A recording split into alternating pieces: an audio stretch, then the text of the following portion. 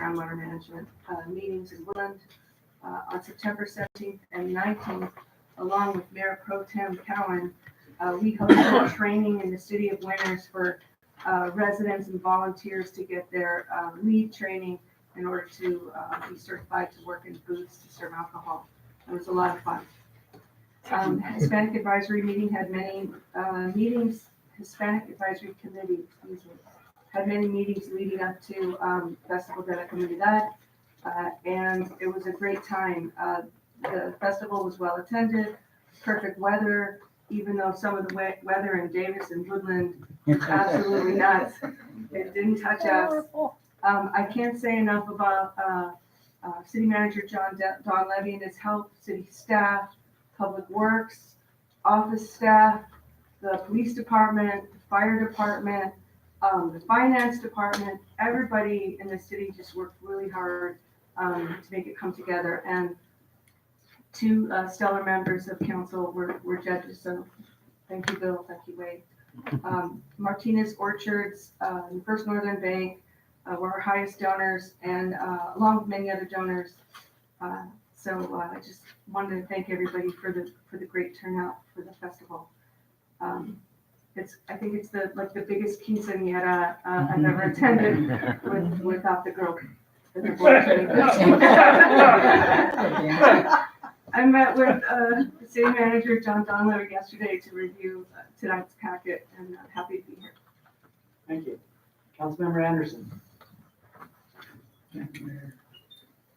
I attended the Yola County Transportation District meeting on Monday, September 9th. Night meeting with them.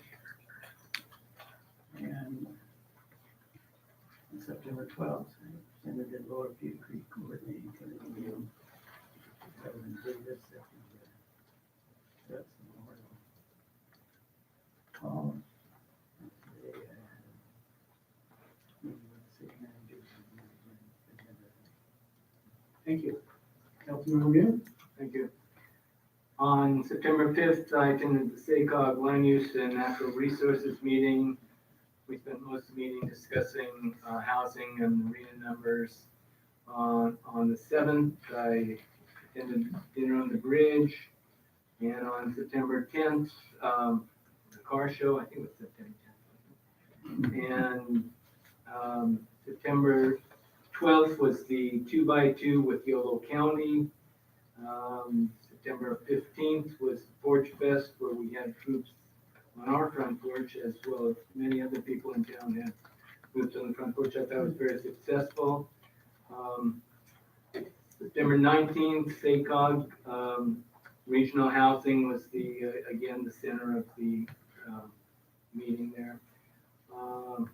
Attended the Carnitas Festival on Friday the 28th, and then on the 1st I met with John Dunleavy to discuss today's agenda.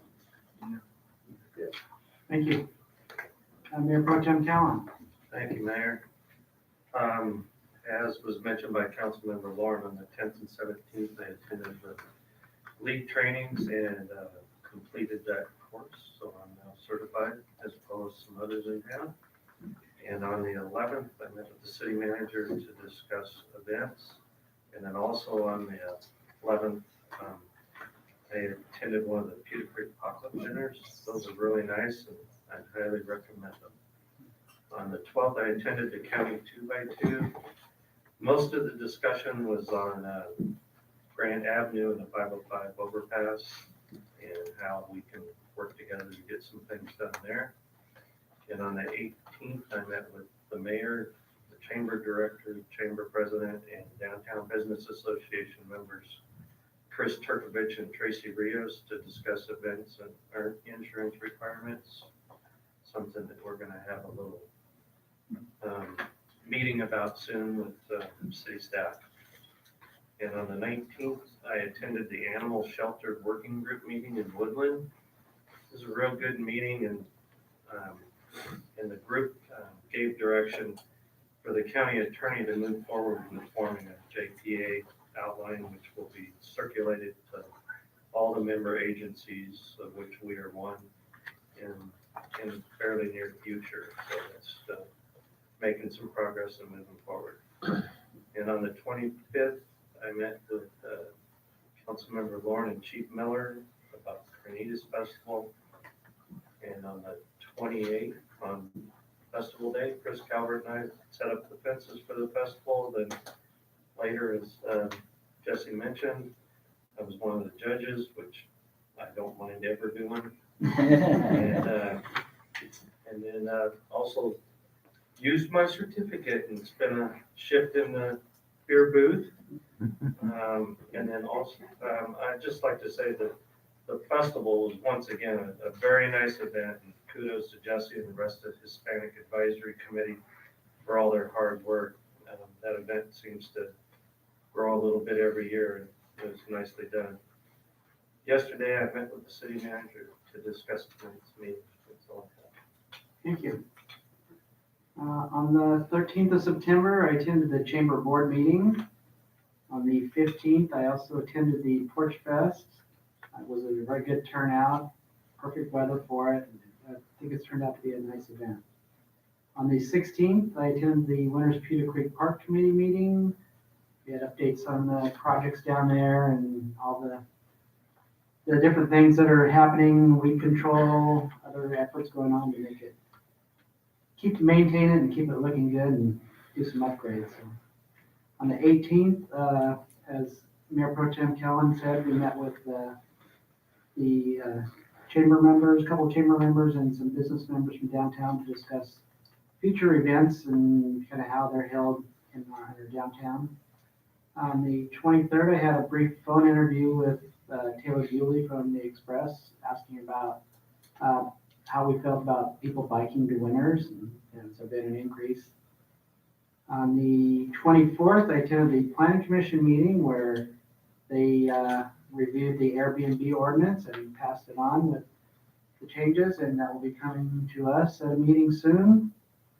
On the 27th, I was asked to go to the Treehouse Daycare Center, and I met with a group of 4 and 5-year-olds where they had a number of questions for me about life in a wheelchair, as well as being the mayor of Winters. So that was very entertaining and interesting. So I enjoyed that. On the 28th, I also attended the Festival de la Comunidad Carnitas Festival. Great turnout. Good job, Jesse, as well as the rest of the Hispanic Advisory Committee. I know they planned that all year long, and it turned out really nice. On the 30th, I have the agenda review meeting with the city manager. So thank you, everyone, for all your time and your dedication to our city. Okay, we're going to now move on to the public comments. This is for anything that is not on tonight's agenda. I know there are some on here that are about the minutes from the workshop, and we will be discussing that later in the meeting, if that's okay. So the first one I have is Tina Loudon. Tina? Thank you, Mayor. Good afternoon or good evening to everybody. Tina Loudon, 320 Neiman Street. I am very disappointed with the city that only gave us not even 24 hours to let us know that lap swimming is no longer happening.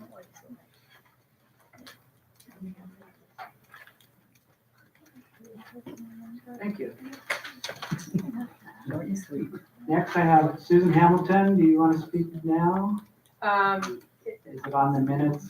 I just want to address the, future of growth in Winters. Should I read? Yeah, we're not, I have so something, that agenda item won't really be talking about the future of growth. We're just going to be talking about the minutes from that meeting. okay, We will have some discussion about a work plan as one of our discussion items later on all the recommendations that came out of that meeting. So, yeah. what I have to say is very short, so. Okay. I might as well That's say it not now. good.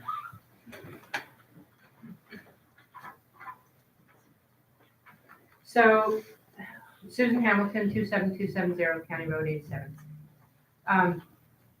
Winters is made up of a lot of longtime citizens, multi-generational citizens, a lot of new citizens. Everybody really cares about this town. And what I would put to you is the direction that it is growing now, what in that benefits us. All I see is the ruination of the town that we love. I don't see any benefit to doubling the size of the town. I understand growth is gonna happen, but let's let it happen slowly and with good planning and by good developers who are not facing numerous lawsuits. So that's it. What are we doing now for those of us that are here? What are you doing? That's it. Thank you. I have Alvizia. Do you want to speak when we have the minutes come up later? Yeah, Do that'll we be have fine. It applies to that. Okay, I have, George Elrod.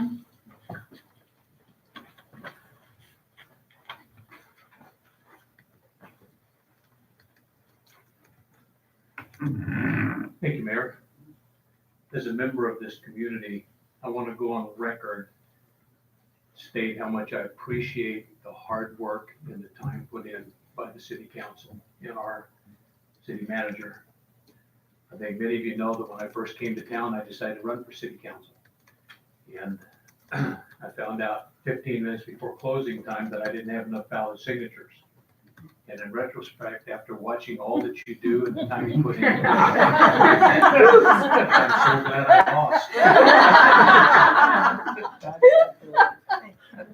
I also want to state that in all of my interactions with the members of this council, just out on the street and with our city manager, it's never been anything but pleasant. I always enjoy the company. I feel like what I have to say is welcome and accepted. And I know that you're not in this for the money, possibly with the exception of John. Just kidding, and he knows that. But I just want to say thank you for all the hard work you do for this community. Here, here. Thank you.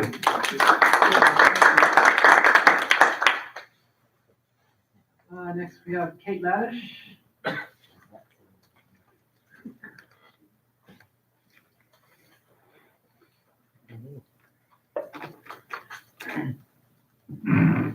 Kate Ladish, 400 Morgan Street, number 21. Thank you for moving the minutes to a discussion item. But what I'd like to speak to right now is to thank City Manager John Dunleavy for coming and speaking with a large number of people in Winter Senior Apartments yesterday. At the last council meeting, some of my neighbors came and spoke about the concern about pedestrian crossing of Grant at Morgan. And so I really appreciate the city manager at that time followed up with them right after the meeting and said, hey, he could come to our apartment building and just meet with everybody, and did for over an hour yesterday. And thank you, Mayor, because you might have, I know he was running up to meet with you right after. So Sure, he would have so met thank with you for flexibility. But I really appreciated it. It gave an opportunity for people who had real concerns about pedestrian access, especially to the one only grocery store, for people who, whether they use adaptive equipment or if their parents pushing kids in strollers, just people who want to get across Grant without playing Frogger. It was a really terrific opportunity to have a conversation about it and get people up to speed on what the Complete Streets process had been in 2010. And so I really appreciate the manager for doing that. Thank you. Thank you. Anyone else that would like to speak to a non-agendized item? Okay, seeing none, we'll move. One more. Oh, there it is. State your name and address, please. My name's Heather Moore. I work right here downtown at the Classic Cuts Barber Shop. And I'm not a good public speaker, so forgive me if I stutter. I get nervous. I have a few things I want to address. The safety in our town, the way we have a lot of druggies around town, and I work right downtown late at night sometimes, and there's a lot of people, druggies that hang out at the laundromat, and it's not safe, and there's a lot of people doing drug deals. And for our children around town, sometimes there's a lot of young kids not being supervised. It's just really scary, and I really wish the police would get more involved and see that can be checked out. Also, our beautiful in the creek is apparently a new place for a lot of the druggies to hang out, and, you know, we can't take our kids to the creek because we're afraid of what's gonna come out of there. I've seen people coming out of there with blankets and no shoes, coming out of the creek, living down there, you know. Some of the druggies hang out at the laundromat, again, as I mentioned, and I don't feel safe going to do my laundry there, and I work right across the street. And I love our small town, and I wish our community could stay charming like it is, and with the new, all of the growth coming in, I mean, I know people have to be, coming to our town because it is so charming, but at the same time, I'm scared for our children growing up in a small town, and my son just started 6th grade, and he just started walking to school, and I feel safe so far letting him walk to school, but at the same time, with all the new growth coming in, we don't know how many kind of people, you know, are gonna be, I don't know, I'm really scared for all the growth coming in. We've got one grocery store, which is, I'm sorry, but it's pathetic, and we don't have anybody trying to put in new grocery stores, but they're putting in all these bars and alcohol, venues, if you will, to try to provide events for people to want to drink and go out for a night, for example. But where are the kids in the meantime? You know, there's a lot of kids running around town with no supervision, and it's just not safe, and I don't agree with it. Also, one more thing, and then I'll sit down. So in the new hotel, I don't know who's in charge, but if I could just put my opinion out there, if somebody can maybe advise that they have a hair salon, or just a one chair salon. I get a lot of calls from people coming in from weddings out of town, and I can't see them on Saturdays, and so I have to turn them down. And it would just be nice for people coming from out of town and out of state to weddings and parties and stuff that they're gonna be having at this beautiful new hotel that we have, but there's no place to get their hair and makeup done. So if that can be put into the notes as a request for something, because I know the hotels, the restaurant's not done, and then there's some other stuff that's gonna go in the hotel that's not set in place yet, I guess. But maybe one chair salon can be advised or put in a request. So, thank you. Thank you. Okay. Anyone else that would like to speak? I have one thing. Please come forward. State your name. My name's Ellie Yateman. I live on Abbey Street, 209 Abbey. And I'm really concerned about the number of cars I see speeding up and down Abbey Street between Railroad Avenue and maybe Ford. It's like a speedway, and there are children and pets and even me walking on the street. So it's getting kind of dangerous, and also people are running the stop signs frequently, and it seems to be getting worse rather than better. That's it. Thank you. Okay, anyone else? Okay, seeing none, we will move on to our consent calendar. All right, Mayor and Council, a couple items. Item D is minutes from the regular meeting on September 3rd. Item C is the revised bus sharing agreement. This is brought before the council. Council had some comments. We went through, revised the agreement to include for repairs and all the things that were brought up. So revised agreement. Item D is the resolution for the call of the general municipal election that will be held on March 3rd, 2020. This switches from the June dates, and that's because we consolidate with the county and the statewide elections. So we will be going on March 3rd. Item E are the member recommendations for the Winters Senior Commission on Aging. I know that a couple of council members did the interviews. We got exactly the same number of applicants as we had positions, so this is exciting. Item F is an on-call agreement with Fair and Peers. They do our traffic and transportation engineering services. This is what we call our on-call contract. I've shared with the council that you're going to see a bunch of these coming. This is for basically overall efficiency for how we operate. We have on-call contracts for geotechnical services, for structural engineering services. This is, in this case, is traffic services, and this is just an update to make sure that the agreement is current. Item G is the street closure and amplified sound permit for the Salmon Festival, November 2nd, which happens to also be the same night as the shrimp feed, so get your fish on that day. Item H is an agreement for a regional project with Yolo County for greenhouse gases. This will be for the greenhouse gas inventory. This will mesh with our Civic Spark Fellow.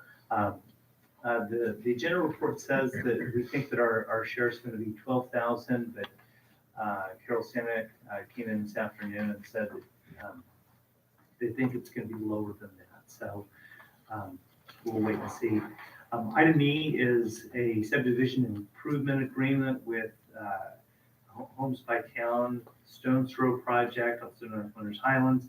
This is for the phase 2 improvements. This is for all the engineering and utility work that goes in as part of phase 2. Item J is the grant deed acceptance for public utility easements for the Callahan Estates phase 2 of that project. And finally, item K is a $1,500 donation from the city to the Winners Community Dinner. And that is the consent. Thank you. Any questions, comments? Yes. I need to declare a conflict. See the consent. So, yes, so, council member, would have a conflict on item C based on his ownership of property across the street from the Winners Hotel. And so council member Anderson would recuse himself on that. Any other questions, comments? If not, I'll open it up for a motion. Move to approve the consent calendar with changes. Second. We have a motion, a second. All in favor, say aye. Aye. Opposed? None? Passes unanimously. We're going to move on to a presentation tonight. I believe we have Lindsay Hall from the DA's office. Talk about the elder abuse program. Hello, I am here to speak briefly on our elder abuse program through the district attorney's office. Thank you. Let me wait a moment while I set up.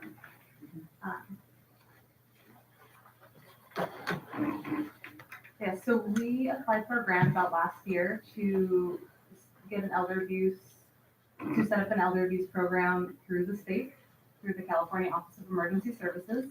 Our goal for this program was to address the gap in elder abuse and crimes against seniors that happen but don't make it to prosecution or don't have some form of justice. There's my contact information up there for anyone who wants to reach out to me about the program. So we got it. I just started on this about a month ago, but I've been working with Kevin Clark, who wrote up the grant and has been a big partner to a lot of the senior organizations, the Yolo Healthy Aging Alliance and other groups. We'll have a steering committee deciding how we want to address this problem. We've already met twice. We're discussing basically the best way to approach those gaps. We're looking at law enforcement training. We're looking at just having a point person, so I'll be able to be there throughout any crime reports with Adult Protective Services, the district attorney's office, law enforcement. If they want to contact me, I can help them with that and help provide resources to these victims of crime and see what they need from the crime. Part of the project is that I'll be working directly with Adult Protective Services and providing resources through there. We'll have a prosecuting attorney that is focused on the project. We'll also have a paralegal who's being hired hopefully within the next month or in background.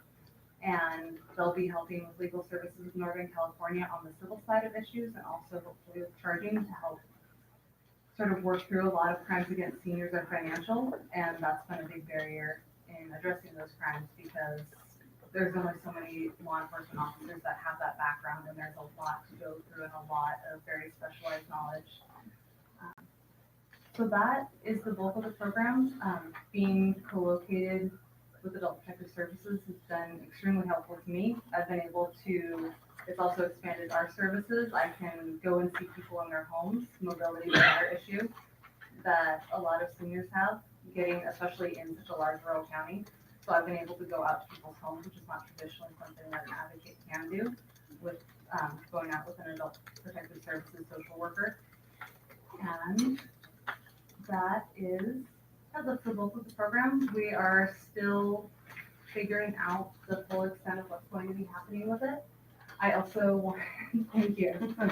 I also just wanted to let people know that we're going to be hosting our Senior Resource Crime Prevention Fair on the 16th down in Davis at the University Covenant Church. So it's right off of Mace Boulevard, off of that freeway exit there. And it is a huge event. We've been hosting it in Woodland for a while. We finally got to expand to Davis, so it's a little more accessible for Winters and Davis folks. You can contact me if you have any issues with things like transportation. We can see what we can work out and contact the resources in and around the cities to help get people there. But you get about 50 to 60 booths. There's a ton of resources for housing, social programs, transportation, hospice, medical care. It's a really great event. We'll have a raffle there. There's free flu shots, a continental breakfast provided. So it's a fun event. It's always fun. I will be there. I'll be tabling. And so I just want to make sure everyone here knew about it. And that is all. Anybody have questions?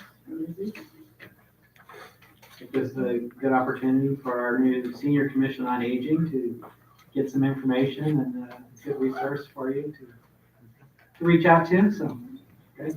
Okay. Oh, and then, was there a question? Okay. I did want to add, I had it up there, but I also will be handling our fraud hotline as well. So there's a number there. Fraud can be confusing and hard to know where to go with it between civil and criminal cases.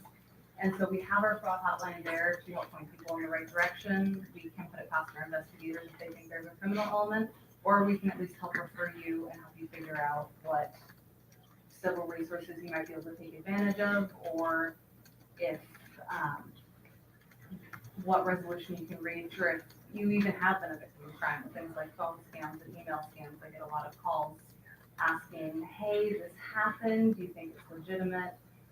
And so that's what we're there for. If you want someone to check with, I know a lot of people feel a lot of shame and embarrassment sometimes when they start talking to people like that because they instill that shame and embarrassment. This is a nice third party. We can talk to you. I still encourage you to talk to your friends and family because sharing knowledge is great. But if you want someone else to talk to, we have that expertise there. And we're happy to help as well. Thank you. Okay. We'll now move on to the discussion items. Discussion item 1 is the introduction and first reading of ordinance 2019-03, dealing with parking near the fire hydrants. Good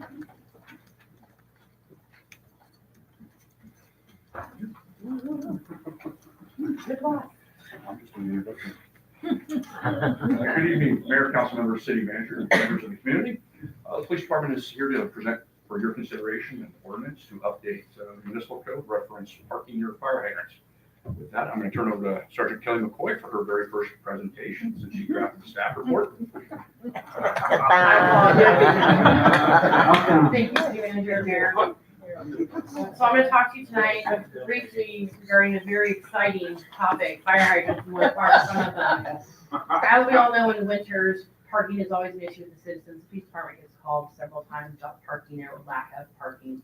It was brought to our attention by some of the citizens when they received citations for parking for the fire hydrants. They were confused on the rules and the laws and what was applicable and what was not. So we're going to go over what we would like to do.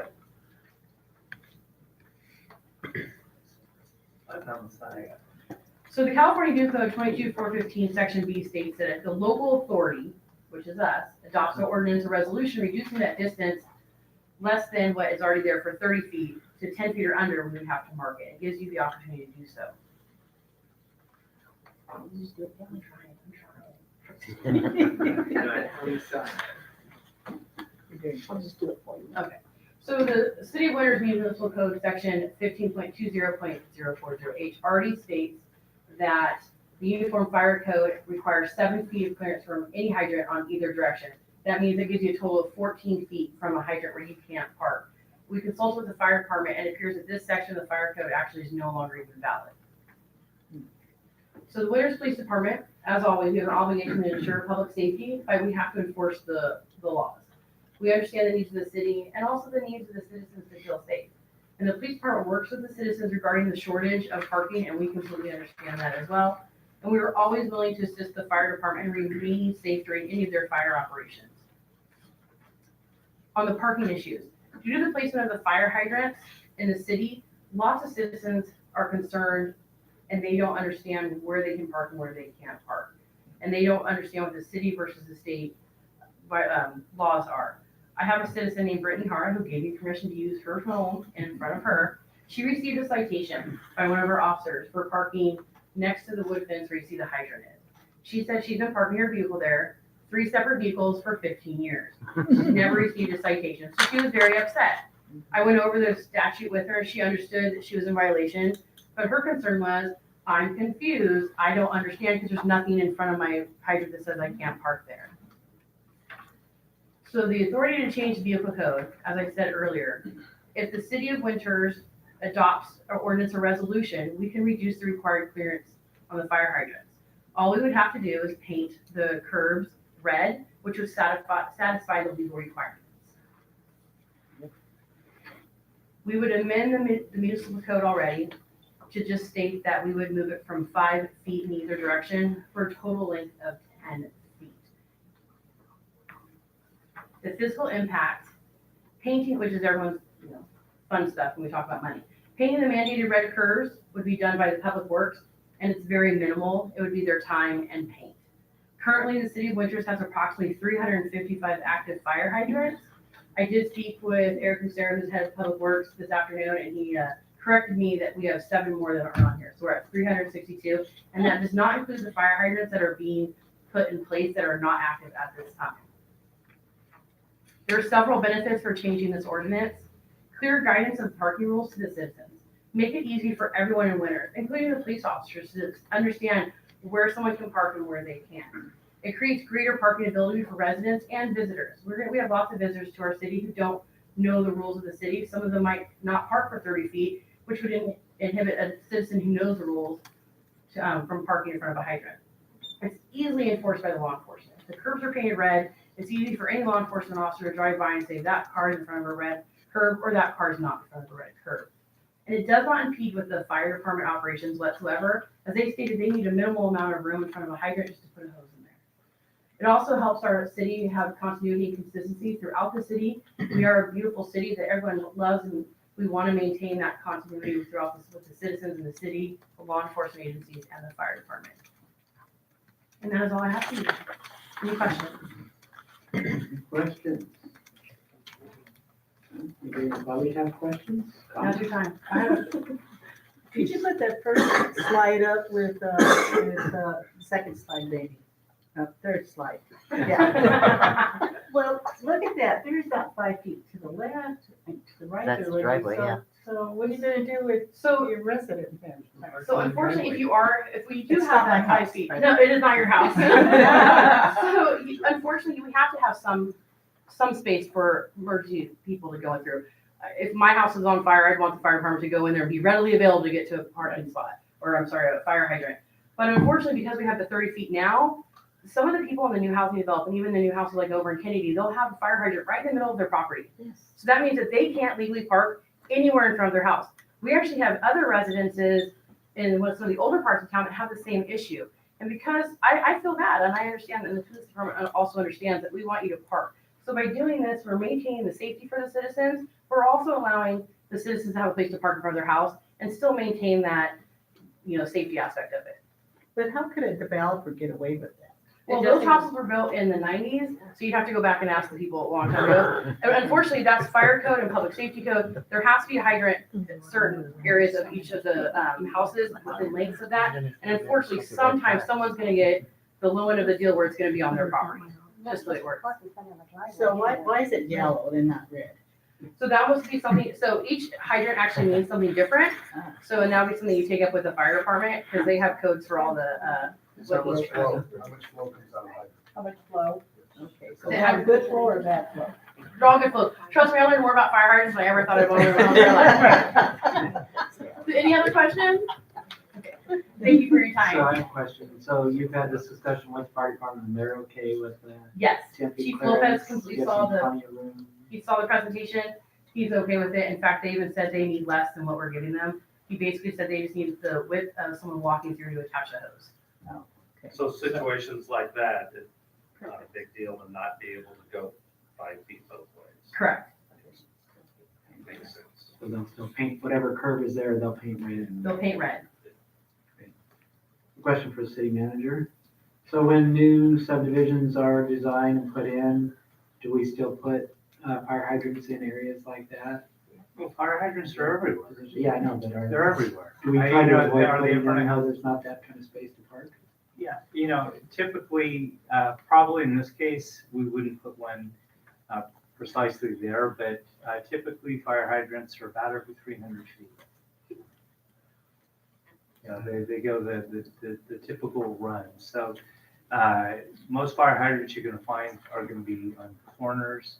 But if you go all, everywhere, fire hydrants are every place. And depending on the length of the street, depending on the length of the block, they're all big, everything comes in all different shapes and sizes. So, yep, there are some in the middle of the block, there's some on the corner of the block, there's some at the end of the block. They go all over, but typically, fire hydrants you'll find are about 300 feet apart. Is that a state law or? No, Yeah, it actually goes back to the old standards of how long the hose was. The hose that's coming, that attaches into the fire truck is a different type of hose. A fire truck is one big giant water pump on wheels. And typically, you'll have a pressurized hose that allows the fire truck to pump the water out of the fire hydrant. So, coming out of that fire hydrant, the pressure is probably about 40 pounds. Coming out of the fire hose, it'll come out at about 120 pounds of pressure. So the proximity is based on the high capacity hose that hooks in, and so they need the proximity. I think the closer you have a fire hydrant to your house, the better off you are. And if you ever need it, it's there. I think it's a benefit. Your insurance probably appreciates it. All right, thank you very much. Thank you. Okay. Good job. All right. I'll move approval of ordinance 2903. Second. 2019-03. Motion and a second. All in favor, say aye. Aye. All opposed? None? Passes unanimously. Thank you. Very good presentation. Discussion item number 2, we have the lease agreement extension with Charlie Wallace for property at 201 First Street. Councilmember Anderson has a conflict due to proximity to this address. Will recuse himself for this one. If you want to go home and watch it on TV and see how I do. It's much better with the beer on yourself. Good evening, Mayor and council members. Staff brings for you tonight an extension of the lease agreement with Charlie Wallace for the Rogers Building. As council undoubtedly remembers, one of the key components to the downtown hotel project involved them also acquiring the Winners Express space that was on Railroad there. And in order to assist them in being able to sell that property to become part of the downtown hotel project, the city leased half of the Rogers Building to Charlie Wallace. And then subsequently, about a year and a half later, we entered into a second 5-year lease for the other half of the Rogers Building. And the first lease is scheduled to expire March 31st of 2020, with the second lease set to expire August 31st of 2021.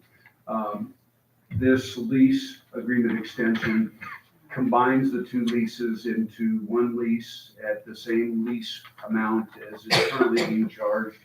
And it actually extends it for 4 months past the end date of the second lease. So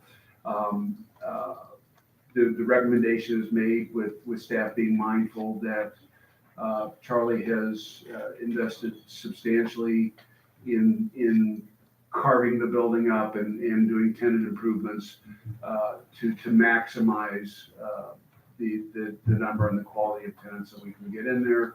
And it is the staff recommendation that council consider approving this lease extension. Charlie is also here tonight if council has any questions for Charlie. Questions from the council? Questions from the public? Anyone? Got this agreement? Charlie, would you like to just say anything? No, unless you have any questions. One of the surprises I had is I have to pay property taxes on the land itself and the building. So if you look at that, you will see that I actually took out about $60,000 in building permits. Sometimes I'm not the smartest guy in the room, but building I don't own. But we have good tenants. You know, there's people working in winters because of that. So I think it's a plus for downtown, more people. We actually have some parking. Do you have any questions? You know, that's what I'm here to answer. I don't have a question, I just have a statement. I really appreciate that you have the museum there, and that it's a big draw for the community and for people outside the community, so I just want to thank you for that. Yeah, that was, I've been working on that for 40 years, so. That came out really nice. Yeah, I think you are one of the smarter business people in town by renting this space from the city, and you're opening up areas for businesses to be in, as well as space for the museum. And Well, it's a lot different writing a check to my father for rent than paying John Donovan. yeah. But I also know that you've had to do a lot of improvements to that building. It's not in the best shape, so we appreciate that. I would tell you that, It's much better now. Yeah. I would tell you that most of the time, he's a pretty okay tenant. Most of the time. My goal is not to throw John for anything. Any other questions? If not, I will open it up for motion. I'll move to approve staff recommendation to approve and authorize the execution of an extension of the lease agreement between the city and Charlie Wallace for the Rogers Building. I'll second that. We have a motion and a second. All in favor, say aye. Aye. Opposed? None? Passes unanimously. Thank you. Council. Okay, we can bring Councilmember Anderson back. Mayor Biassy, I believe we're taking the Valley Clean Energy item back. Correct. And Council Member Anderson is also recusing himself on that item due to a concern of our conflict based on his ownership of Okay. PG&E stock. So I told him he could stay in the hallway. Take And all we the grab him out. Okay, we're good. So our next discussion item is on Valley Clean Energy, resolution requesting membership into the VCEA Joint Powers Agency. Mayor and members of the council, tonight, there are two items that the council is asking the council to take action on. One is adopting a resolution requesting membership from the Valley Clean Energy Alliance Joint Powers Agency. And then secondly, to provide direction to staff on any additional steps that need to be made. This is an item that's come before the council on two different occurrences. Once, first in September of 2018, and then it was before the council on September 3rd. Tonight is part of a progression for membership in the Valley Clean Energy. There really is a process that we're going through here. First, on September 3rd, you got a presentation. Today would be a resolution where we officially request membership via resolution in BCE. Following from this would be an ordinance and a public hearing on all of this. One of the key ingredients that we're working with the staff from Valley Clean Energy is on some public outreach, getting notice out to folks about the city's in consideration of becoming a member. We would have an ordinance on the 15th and then a second reading on that at the first meeting in November on the 5th. Valley Clean Energy would then take all of this. They would consider it at their meeting on December 17th. The overall community engagement, one of the aspects is getting out to some of our major energy users within the community. And for us, unquestionably, it would have to be Marianne Net. The good news is that they're already a member of Valley Clean Energy through their properties in the county area. Overall, one thing I will share with the council is that Valley Clean Energy is very active in looking at some of the bankruptcy issues that are involving PG&E. It's a very active environment. One of the things that they have offered out as they are pursuing this, if the city was to move forward with membership in Valley Clean Energy, we will not become a member until 2021. There's an entire year that needs to go by. One of the things that if the council adopts this resolution that will also be coming before the council on October 15th will be an additional item. They have offered out what they're calling an associate membership, which would allow the city to be able to participate in some of the discussions, some of which are confidential in nature, information and data that they would be developing as part of consideration of some of the things going on with the overall PG bankruptcy. Tonight, Mitch Sears from Valley Clean Energy is here, along with supervisor and also board member for Valley Clean Energy, John Saylor. And we'd be happy to try and answer any questions that the council might have. Okay. Any questions from the council? We had this discussion at our last meeting. Yeah, statement. More of a statement than a question. First, I wanted to thank Mitch Sears for being at the Canitas Festival with the booth, already doing outreach to the community, definitely to the Hispanic community. So I really appreciate that. And I think it's really important that, you know, we have the greenhouse gas inventory, memorandum of understanding on our agenda. We have, climate action in, one of our future agenda items. I think that Winters is trying to do a lot. You know, we're trying to be mindful here. So I just feel very energized about Valley Clean Energy. So thank you. John, with the associate membership, and that puts one of us on the board, correct? Correct. And when would that happen? I think it would probably happen after the action of Valley Clean Energy. Council members, yeah. So actually, the associate membership would add two city council members to the board. When you join as regular members, you would also have two members on the regular Valley Clean Energy board as well. It's a bit confusing, I guess, but you would add two members to the discussion. And when would that happen? At what point in this process? So that will come in I believe in mid-October, potentially at your next. After our next meeting, we figure out who that's gonna be.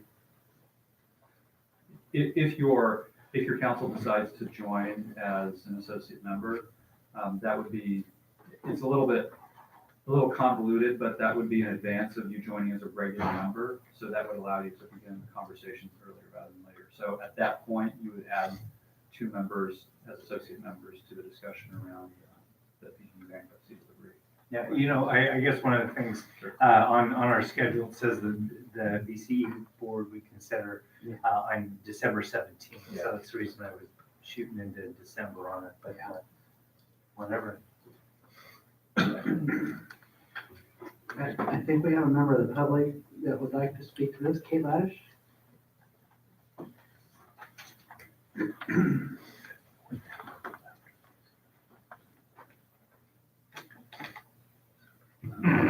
Kate Laddish, 400 Morgan Street, number 21, and I'll be very brief. I remain enthusiastically in favor of Winters joining Valley Clean Energy, and for the reasons that I've stated before, I think that the ability for us to help decrease our greenhouse gas footprint with this would be a very good step in the right direction, and also, as Bonnie Dixon pointed out last autumn when this came to council, Winters joining Valley Clean Energy would give away for renters who don't have the ability to install solar, for example, on their dwellings, to increase the amount of renewable energy that they use.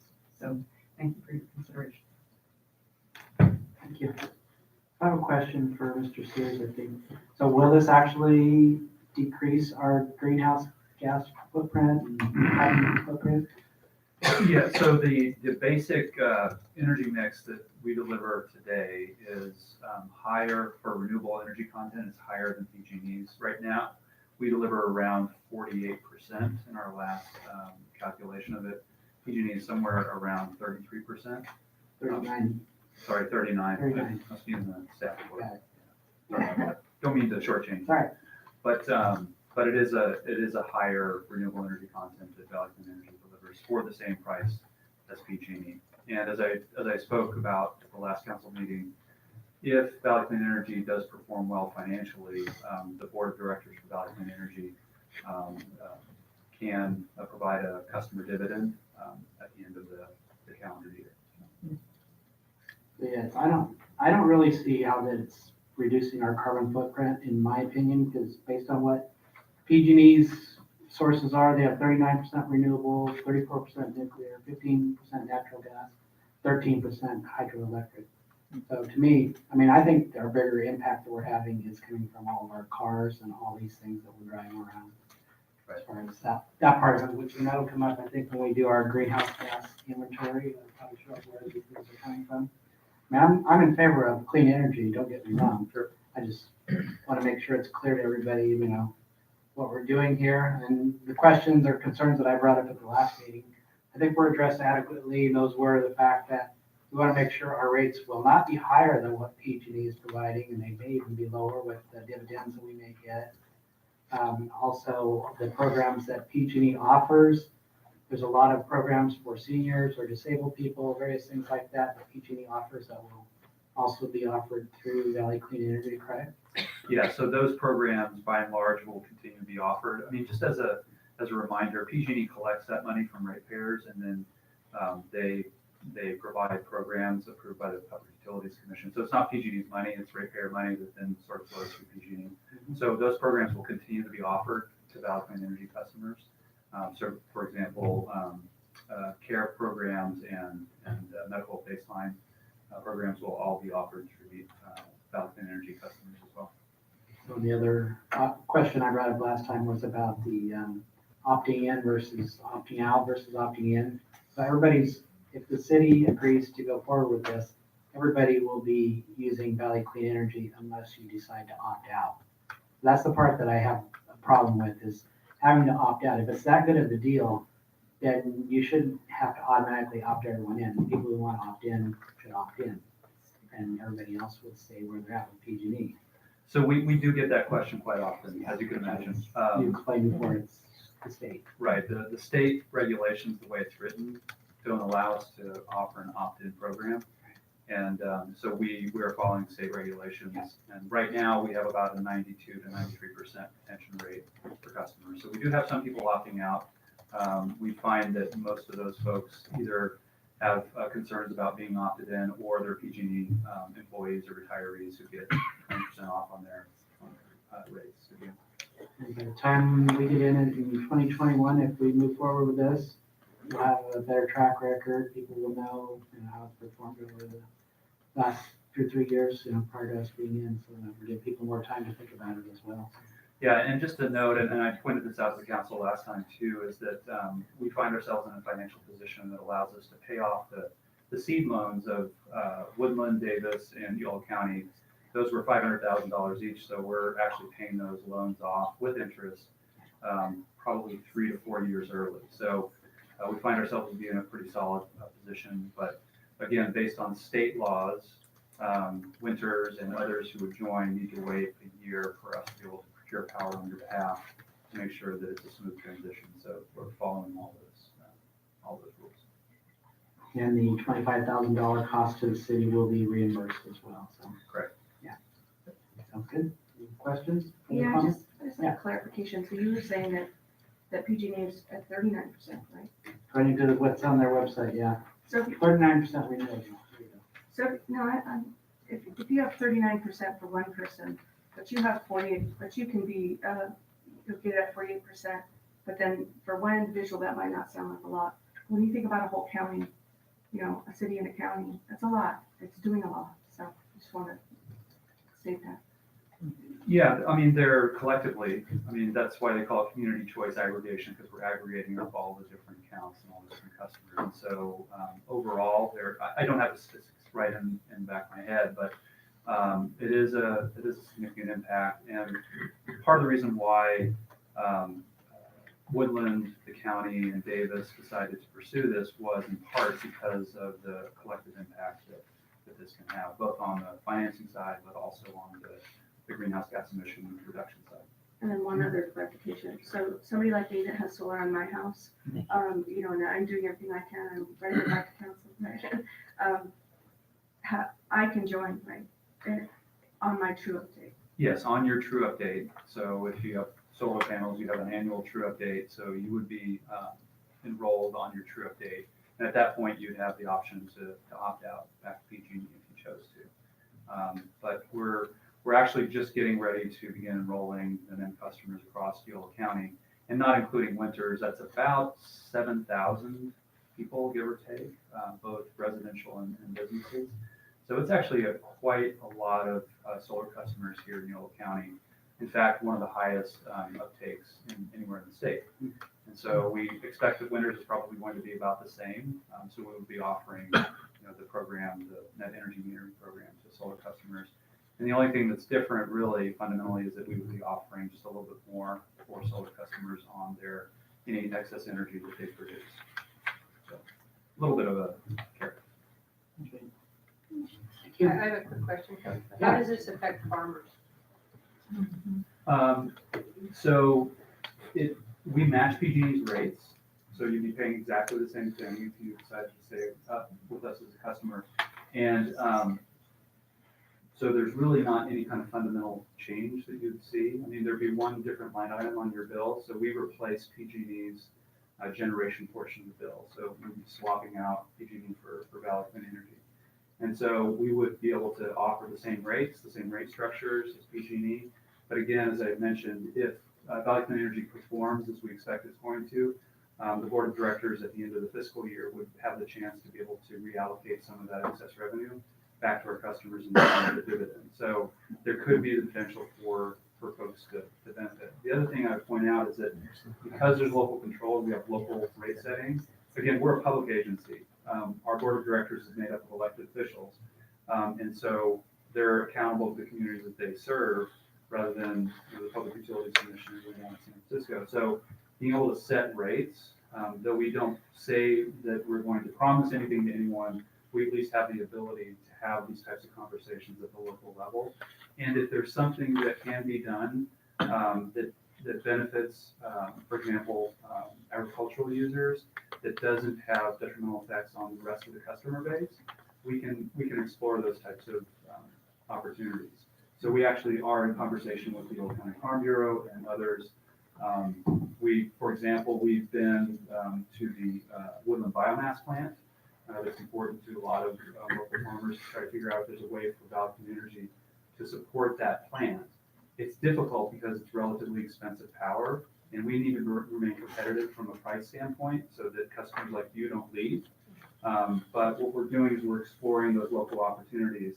One other quick example is that we actually picked up a PG&E contract through the Yolo County Flood and Water Conservation District. They have Indian Valley Reservoir and a small hydroelectric plant that Valley Clean Energy actually picked up when it went out from under PG&E. PG&E wasn't going to renew the contract, but we stepped in and picked it up. So that's another example of local investment, local decision-making that has benefits to the district, but also to, the farming community in general.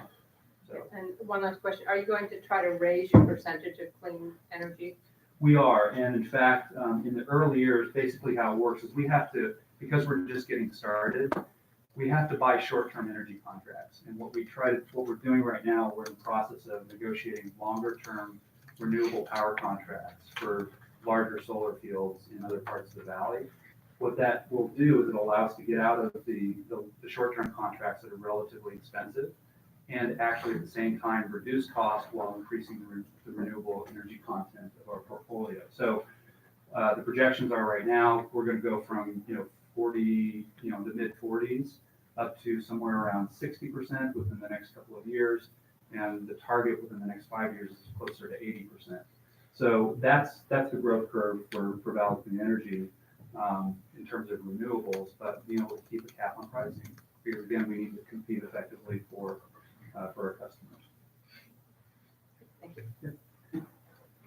Just Yes, real Brandon. quick, you were talking about state regulations in terms of everyone must opt in. I was wondering if you could be a little bit more specific about what regulations and what they say. So, not to get too deep in the weeds, but AB 118 was passed about 12 years ago or so, and that was coming out of the last energy crisis when PG&E declared bankruptcy the first time. Mm-hmm. And so what ended up happening is the state said, we want more diversity in the energy sector. And so they created the mechanism to allow local jurisdictions like ours to be able to form these community choice aggregation programs. And it's not dissimilar to sort of diversifying your portfolio for investments. And so out of that came the gradual growth early on. And then in the last couple of years, we have a total of 19 programs across the state right now. Valley Clean Energy is one of those. We're serving roughly 10 million customers in total. San Diego just approved their similar program to what we're talking about tonight. LA has a program. All Bay Area counties have them. We're the only ones that are established in the Central Valley at this point, but Butte County and Chico are getting ready to launch their program. So, so that's a long-winded way of saying that there's a set of regulations that all of these programs need to follow. One of those is the opt-out structure. And what the state recognized was that PG&E and the other investor-owned utilities like Southern California, SCE, had about a 100-year head start on these types of programs. And that unless they structure the program in this way, there's really no practical way for an opt-in program to get the amount of scale that it would need to be able to go out and buy energy contracts and do the types of things that we're doing. So that's a short version of a longer, story. Gotcha. Yeah. Thank you. So sorry. Sorry, we have another question. You want to come forward, please? Yes, sure. How you doing? Peter Meyer, 21 East Dagg Street.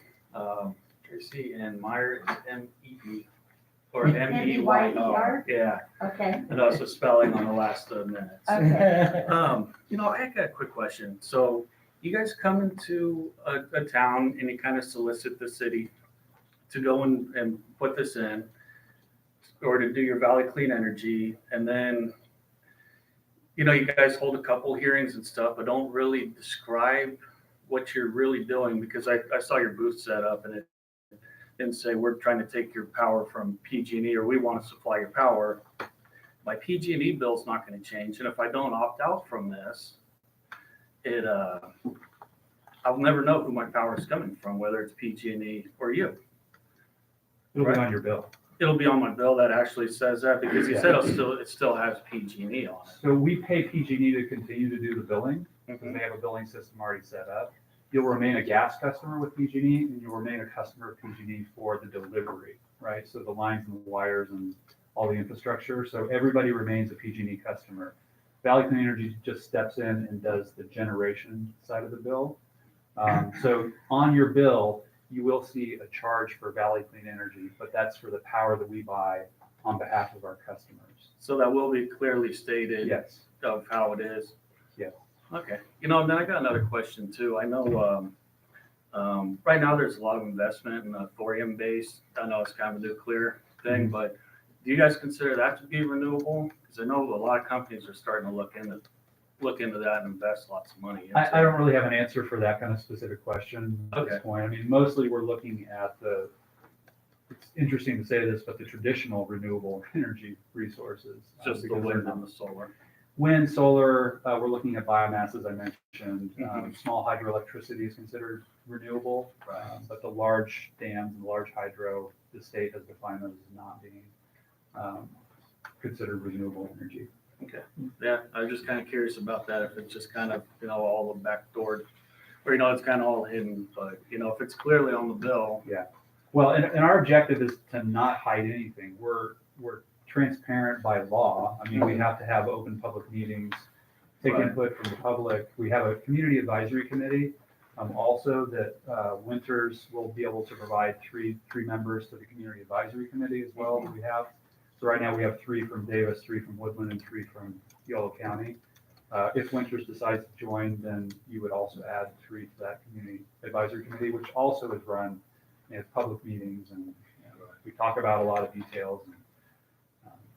Yeah, I just want to make sure the community outreach is there. I mean, I know, we're a town of 7,000, we get a pretty good turnout, but, this is still a very small percentage of the people, so, Yeah, I'd say proportionally, this is so much more than any other community that we go to. This is great. It's really fantastic to see this many people out. Not for us, I'm sure it's for something else. Of course. In the timeline of what's in our council packet, item number 7 is 2020, there's community outreach, power contracting, customer noticing, and enrollment in anticipation of the 2021 rollout. So when you do that community outreach, what will that involve?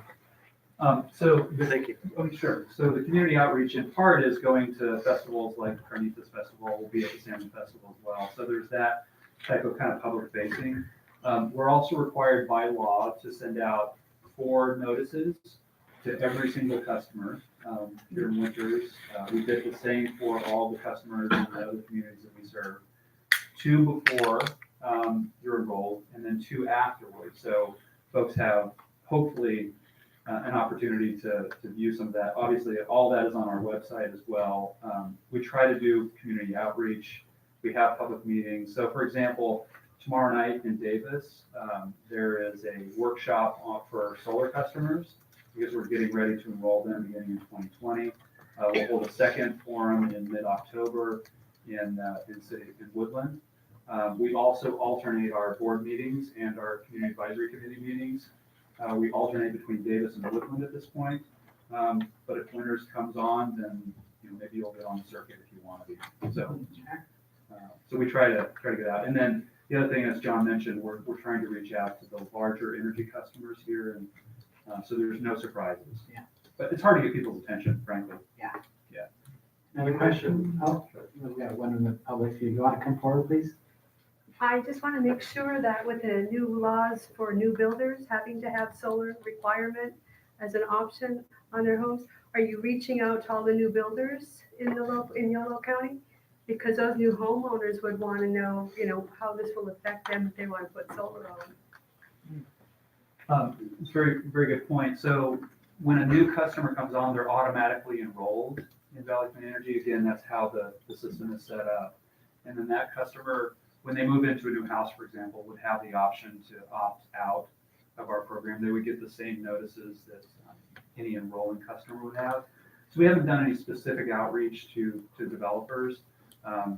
What we found so far is that the developers don't mind, and in fact, we kind of embrace the idea because it's one more sort of selling point. If you can say, the homes are a little bit more green. Thank you.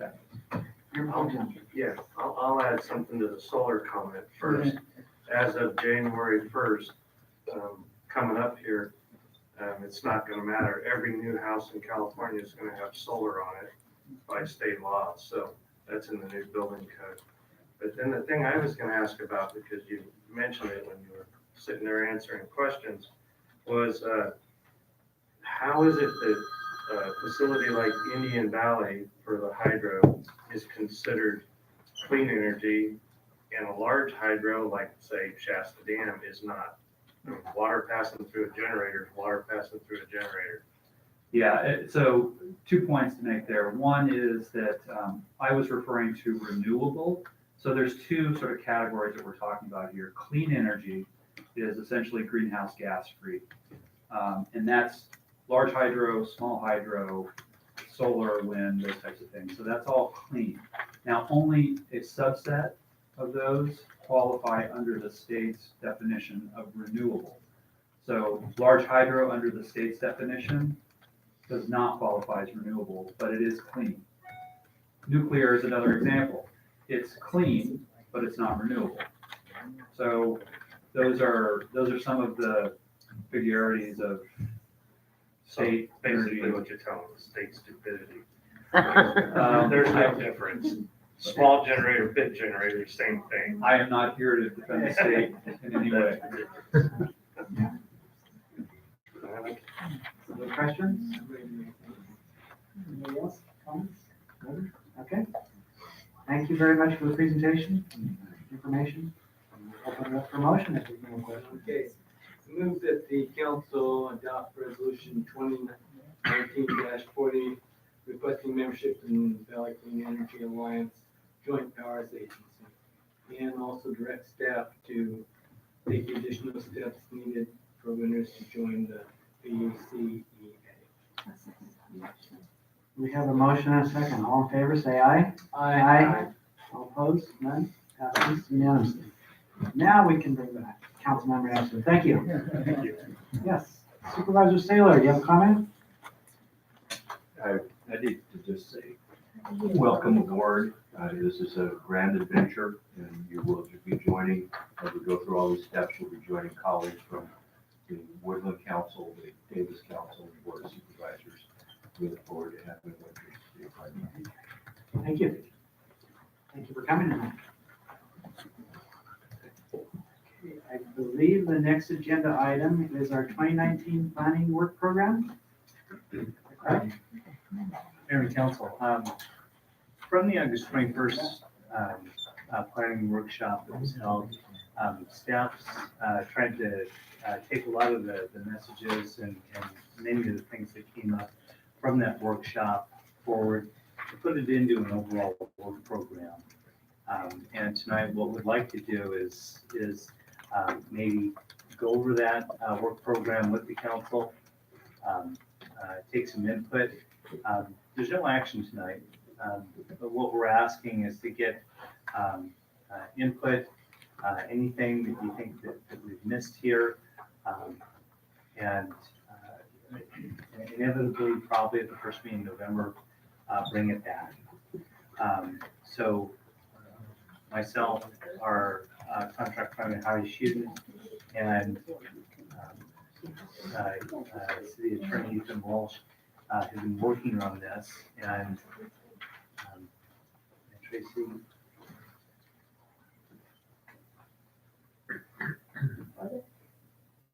That's that TV. Oh, Went to sleep. okay. This one's sleeping too. Oh, it is? Okay. They usually just go to sleep. That one turned off completely. Next time.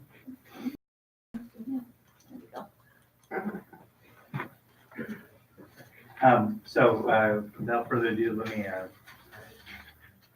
introduce our contract planner, Heidi Shuden, and she's warming up.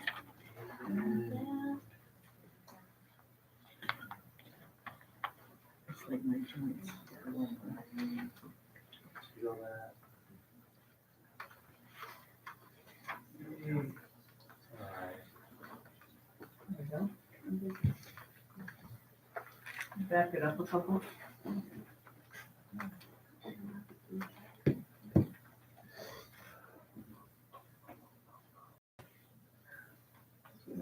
Yeah, if you can. There we go. Thank you. Good evening, Mayor and members of the council. Thank you for this opportunity to speak with you. As your city manager mentioned, we're going to review with you this evening the planning work program.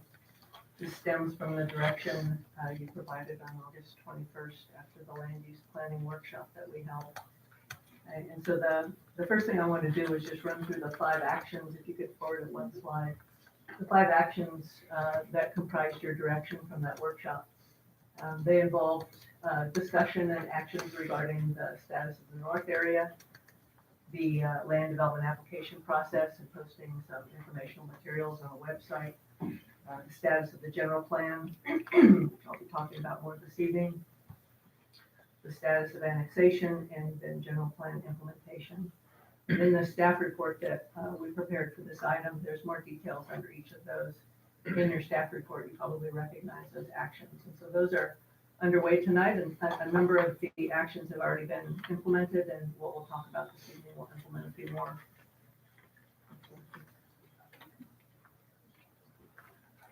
These are the representation of the key things that we heard at the workshop. There's a significant interest in increasing public involvement in the process. There were a lot of questions and concerns expressed about the general plan. There was a great deal of discussion about growth issues, including the pace and direction of growth. There were questions and a lot of information exchanged about the development review process. We talked a little bit about the housing element update, which is a mandatory update that becomes due for your jurisdiction in October of 2021. We talked about the climate action plan and the desire to get that in place and implemented.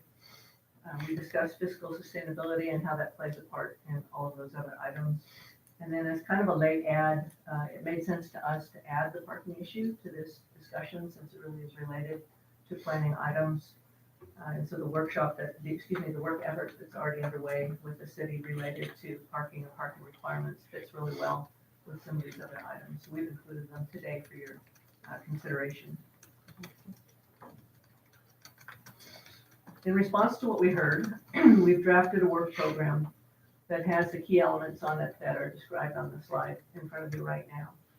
And that includes development of a community outreach strategy, development of a work program for the general plan, continued update and posting of relevant information related to planning application information, development of a strategy for fiscal sustainability, the preparation and implementation of a program to get a climate action plan in place, and then an examination of parking requirements as they affect the city.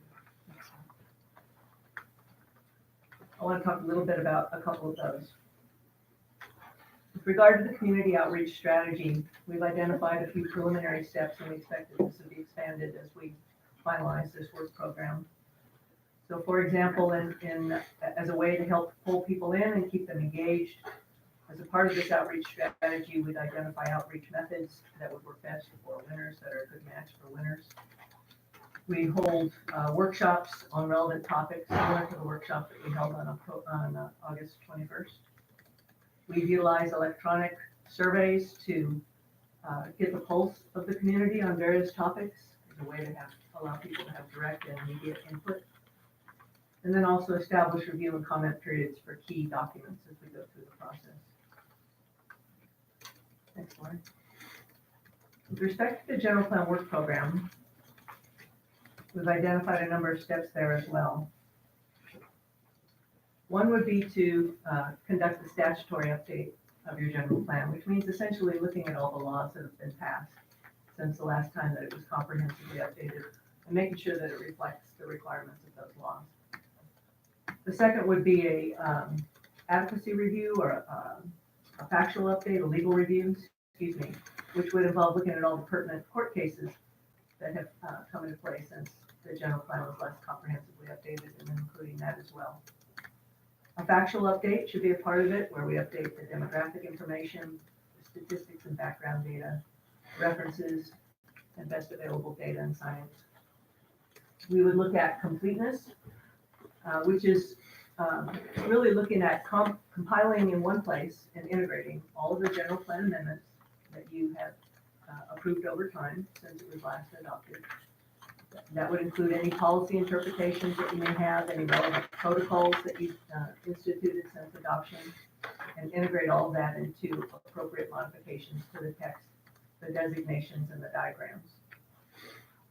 We look at your horizon year, which, help me out here, John, what is it currently? Is it 2012, or excuse me, 2022? Right now, I think it's 2019. 2019, okay. So one of the requirements for a general plan is a broad future outlook. And so having a long-term perspective is important to the general plan. So we probably look at a recommended horizon year at least 10 years out, if not more. Ideally, when you adopt a major update, you're looking at a 20 to 30 year outlook. So it just depends on what makes sense for your general plan as we look into it. We look at the relevance of the policies, review them to see if they need to have modernized wording and do they continue to be relevant to the community. In terms of an initial update for your general plan, we would make sure that these weren't substantive updates, but rather just improving the wording to do it as a minor update, depending on what kind of budget and time is available.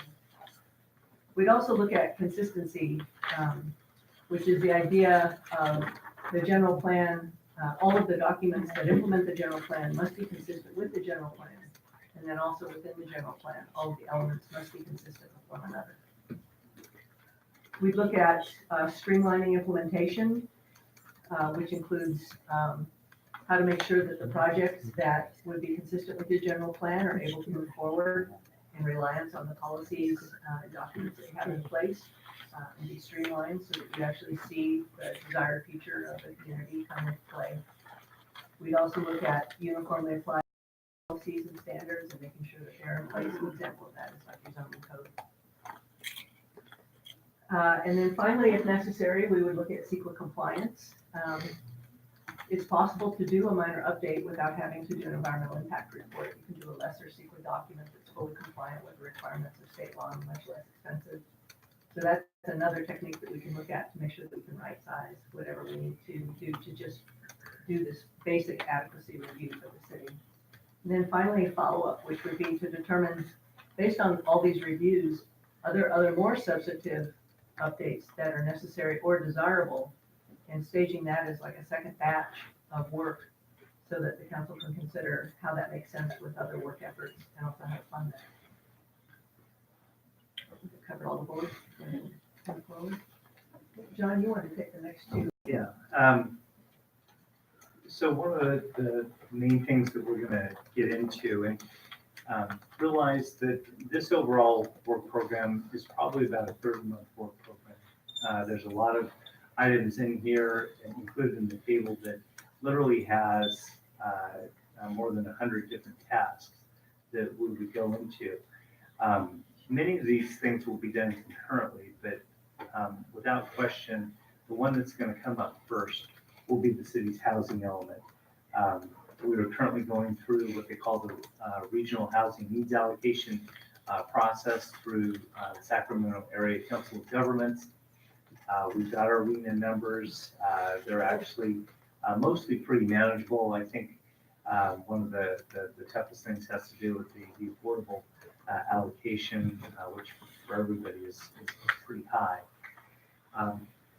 We'll go through the RENA process with that, and then that will click in 2020, the idea that we will do a comprehensive update of the housing element. Realize that there are a lot of factors that are still in play every day as we speak. You've got the governor and the legislature who have various goals that they want to achieve through housing policy. You can bet that during the course of the next legislative year in session, there's going to be a lot of directives coming out of the legislature, from the governor's office, from the Department of Finance, that are going to help frame the types and policies that are going to have to go into that housing element. For that, and that policy direction ultimately will go down to the Department of Housing and Community Development, which reviews and approves all the housing elements.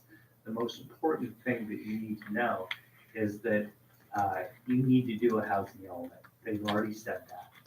The second thing is that the adequacy of the housing element gives you a shot at a 5-year or an 8-year approval. In 2013, we received an 8-year. The idea that those 3 years are actually pretty important, because what they do is they put you in a position for how you qualify for various levels of state funding.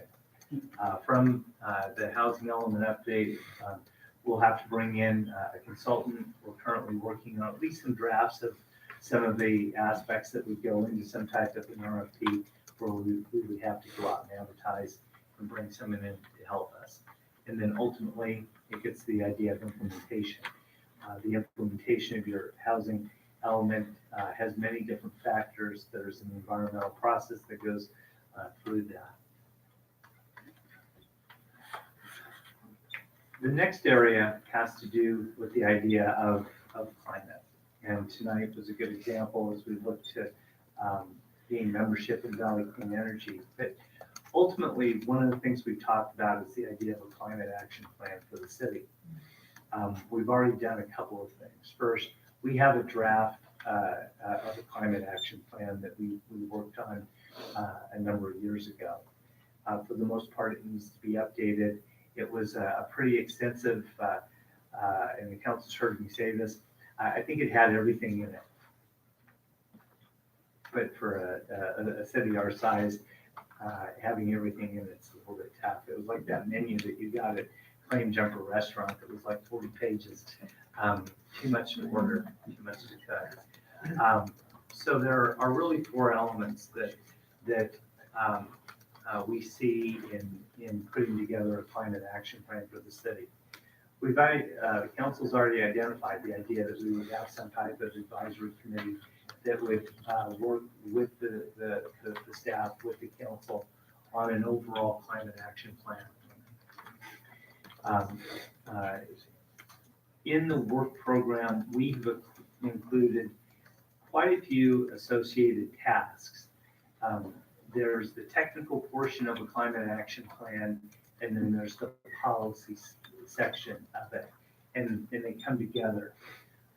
We have a draft climate action plan that we've gone through, but we also have a climate action strategy that we received a grant through the Yolo County Climate Action Group.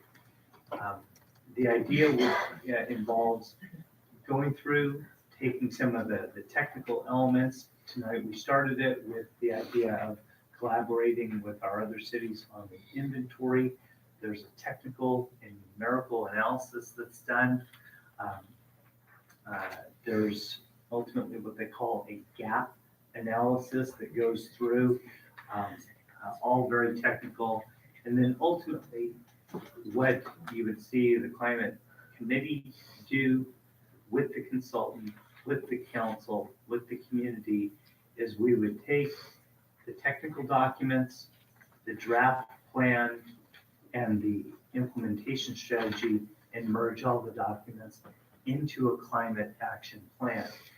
Starting in I believe it's next year, climate is going to be a requirement of any type of environmental documents that you do for any projects that happen. Tracy. One of the things to talk about is some funding that's out there, and the state has loosened its wallet a little bit, and mostly, and I will share with you entirely, based on what is genuinely a crisis in California, which is the housing crisis.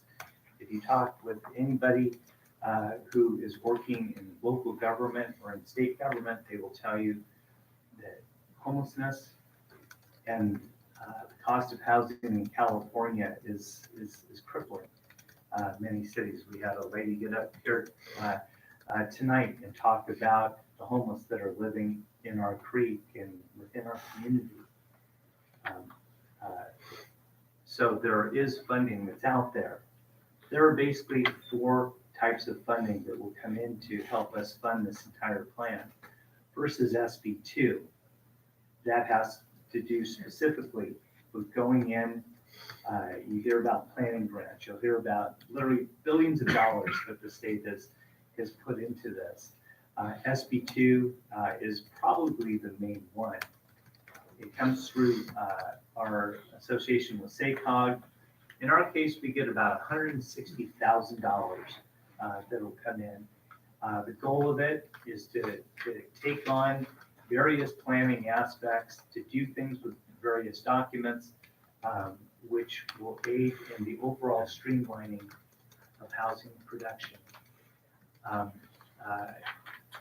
For this, we will need to come up with a list of projects that we would put, things like climate, things like our general plan review, and updating all fall within most of those. But ultimately, the projects have to be towards streamlining. In the 2019 state budget, the governor allocated, again, about another $500 million towards this. In our case, we get about 65,000 that also goes towards this. And again, we would need to develop projects much along the lines of what we've presented in the overall work program. SACOG has given us a $100,000 planning grant. And in that, the one word that I'm going to lose, I think I'm just completely losing on the idea of the word refresh. So we're going to lose the word refresh of our general plan.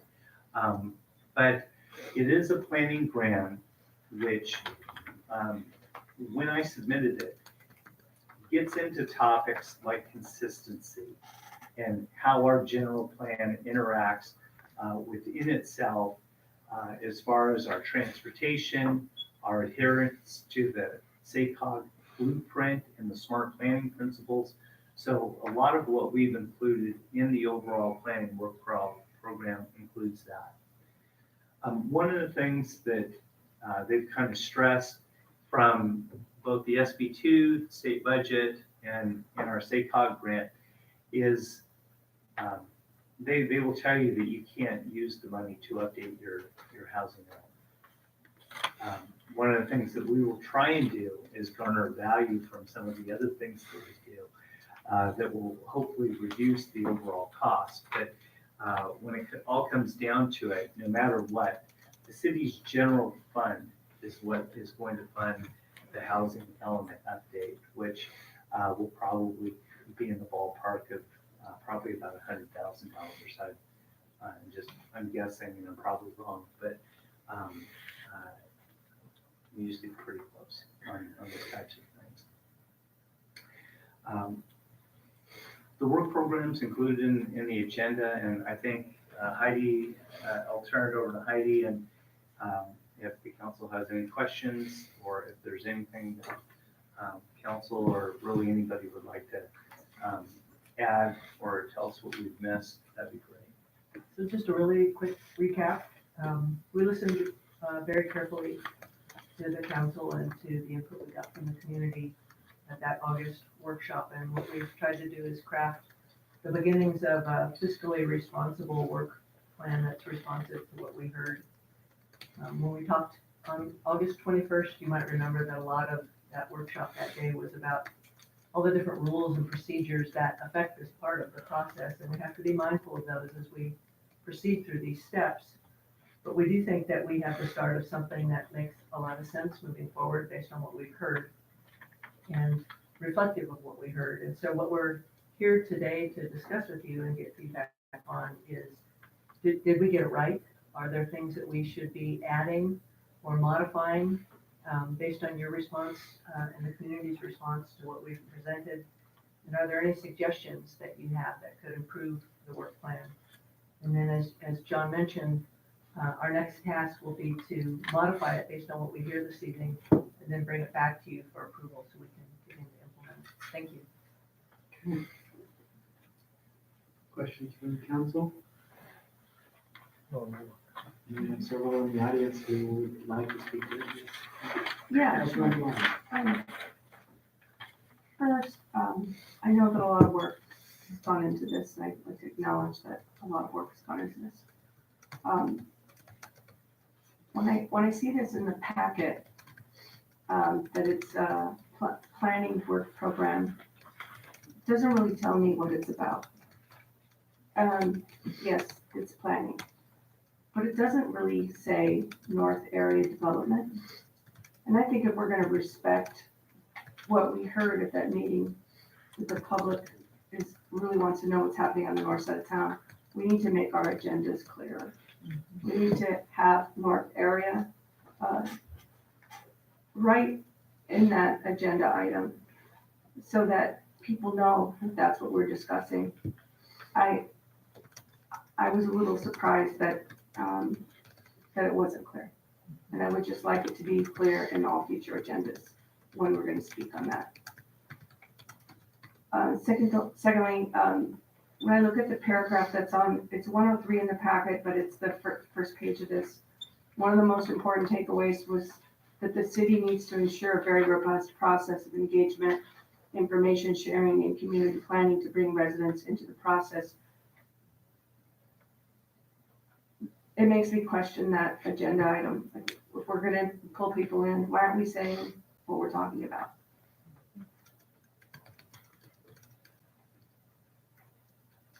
The second thing I wanted to mention is on page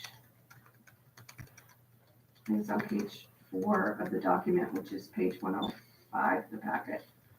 It says, we'll be establishment of an advisory climate committee or commission, which with the staff, I don't know, I have like a note there, so I can't read that whole sentence.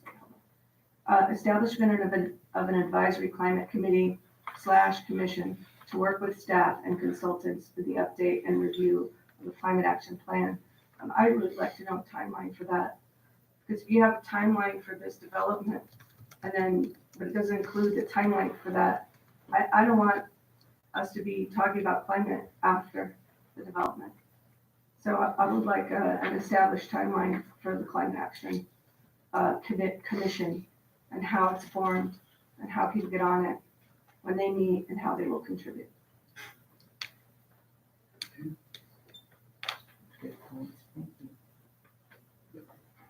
Yes, Susan Hamilton, if you would like to I come just forward, have can you a- come up to the microphone Okay. for us, please? So looking at the first page, talking about that this came out of the August 21st meeting, I see 3 things that are very conspicuously absent. And one is, where's the water coming from?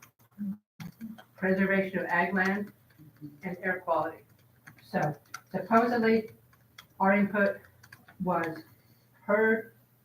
Supposedly our input is important. I got up, I stated this, I see it nowhere. So you need to reassure us that our opinion and our information really matters. Here, here. Kate Radish, I think, did you want to, is Kate Slater? Yes. Did you want to speak to this? You had turned in form earlier?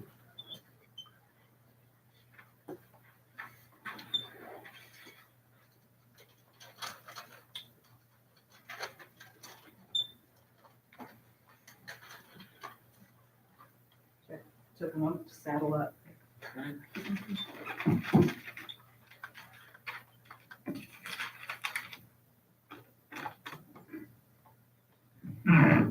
Kate Laddish, 400 Morgan Street, number 21. And I'd like to start by, again, thanking the council and the planning commission for holding the joint meeting on August 21st, and thank staff for all of the work that went into that meeting, as well as preparing information for today.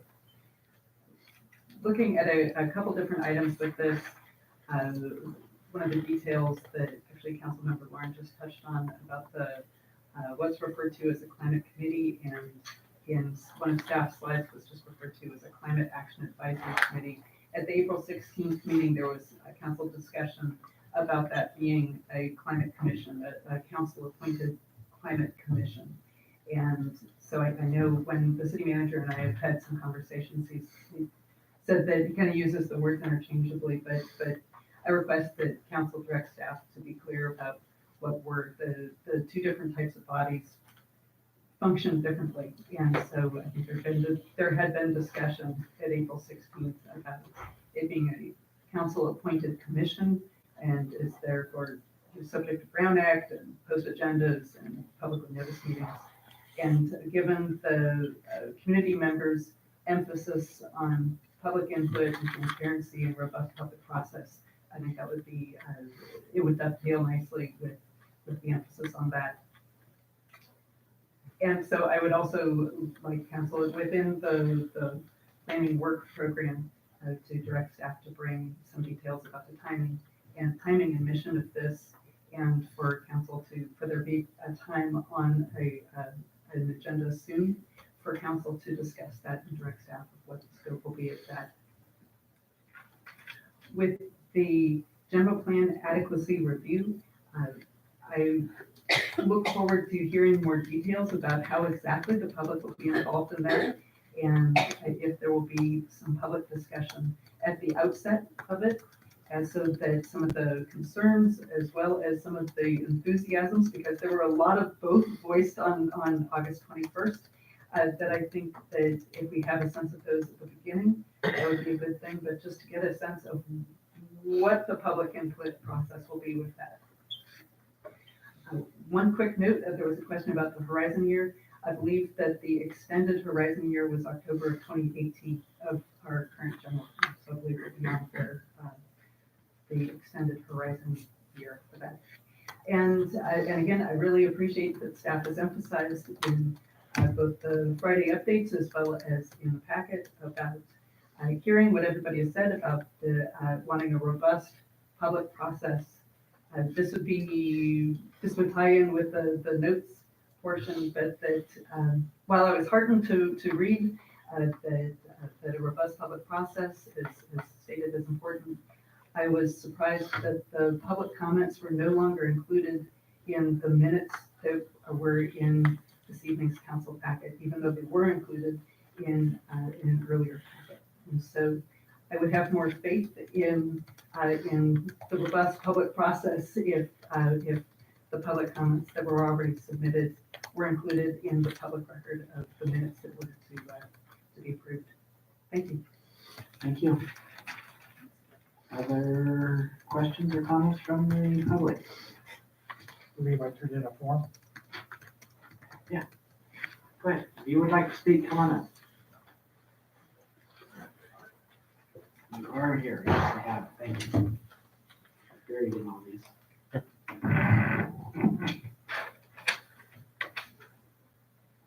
First of all, I'd like to say thank you to, as a member of HAC, going back to what Jesse said earlier, thank you to the city for helping us put on a great party on Saturday night. You know, John was there pouring beer with me for well over 2 hours. Wade for setting up the fence, Wade Kathy for being there and pouring beer and helping us in any way. So thank you very much for helping us make a really, really great event.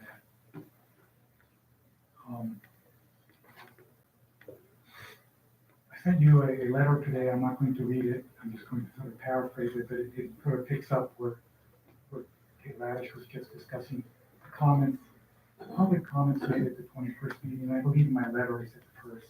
It should be the 21st, so that's an error. And it just concerns me that all the public comments that were made, and there were probably 50 of them or so, are not found in the public record. And I think it's really important that those comments be part of the public record so that the public can have a measuring stick to see how we're doing. I think the work that John and Heidi and the rest of the staff have done to get to this point is good work. It's a good start. And it's heartening to me to see it, that it's come this far so quickly. But I think we have to be able to go back to see what people were saying and what their concerns were to be able to judge it. So I would ask that you rather than just adopting them, they were presented, somehow, well, have them reincorporated, because the last draft that was presented last month, they seem to be fairly accurate with a couple of different that I didn't find to be correct. And so with some corrections, I think they should be reintroduced into the record, to be part of the record. I think it's really important.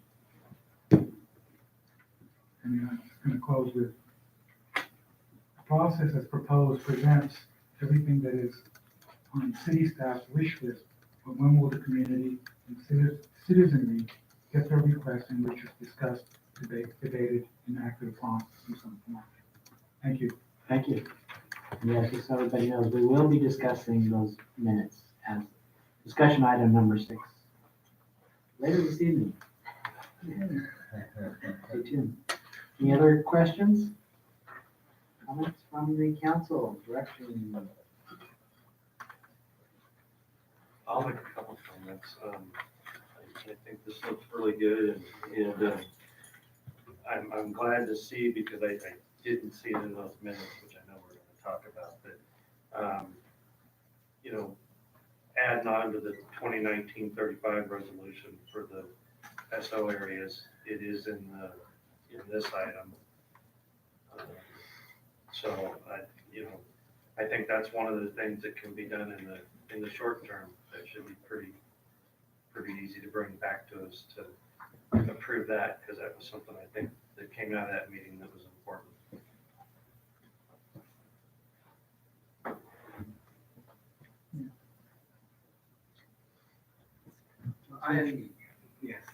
I have one thing, and I've been approached by two people and had an email from another asking about Heidi's involvement in doing this plan, which I think is fine. But they said, well, doesn't she work for the developer? And I said, no.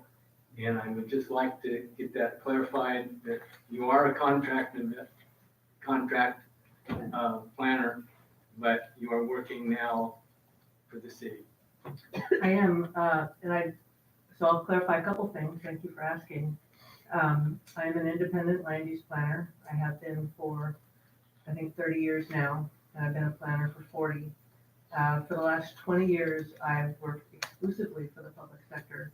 I've not had a private sector client since before that time. I am currently under contract to the city. I'm not under contract to the developer. Thank you for asking. Thank you. I think the work plan looks very good, and I think a couple of the items that Susan Hamilton brought up on about the water and the ag land preservation will fall into some of this discussion under, when we talk about CEQA, would that be correct? Or will that part of it fall under?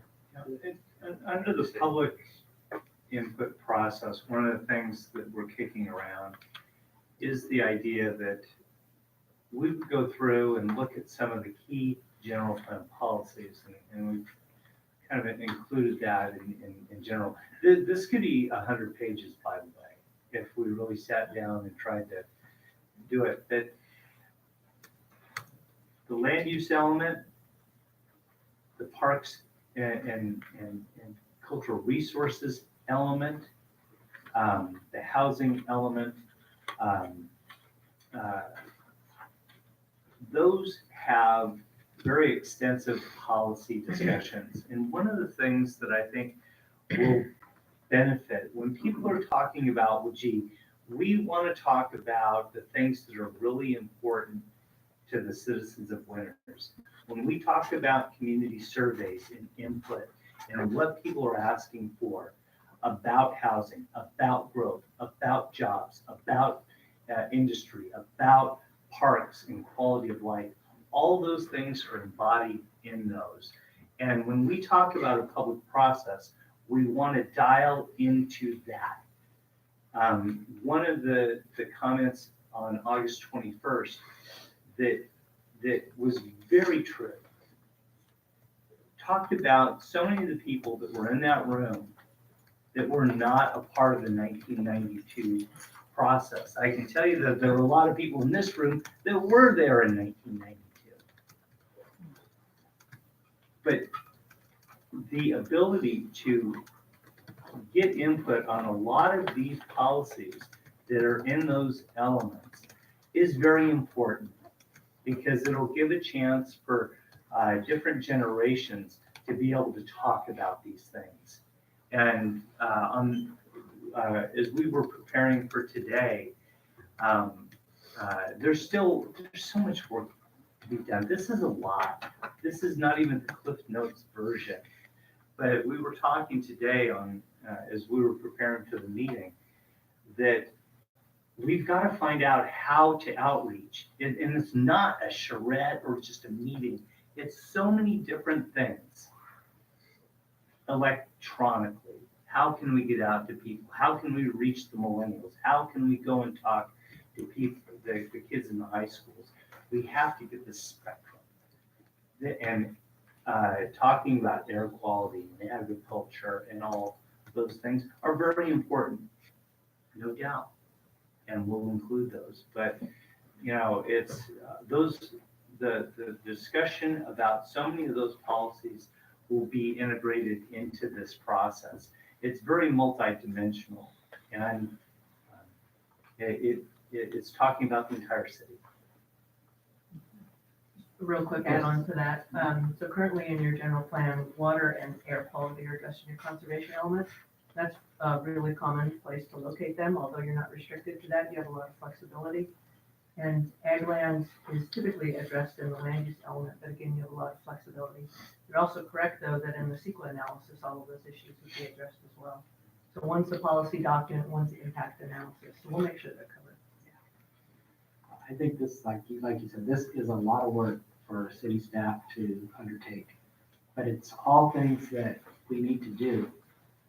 And to have it come back to the next meeting with a timeline and kind of lay out when we think things will be possible to achieve, be something good for us to see. We'll have the dates and when we think, when should we look forward to having a climate action plan committee together, just things like that, and seeing the timelines of these things. I think everything in here is important. We get on a lot of very important key issues that the public and the council are concerned about. So seeing that timeline and starting work on these sooner rather than later, I think, as much as we can, with rely on our contract planner where we can afford to. I know she has a lot of background information about planning for the city of Winters. She's been around with us for quite some time.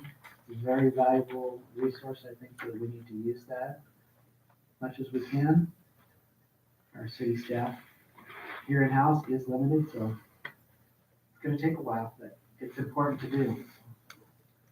From the staff level, deservingly, I get a lot of blame for a lot of things, but you have to understand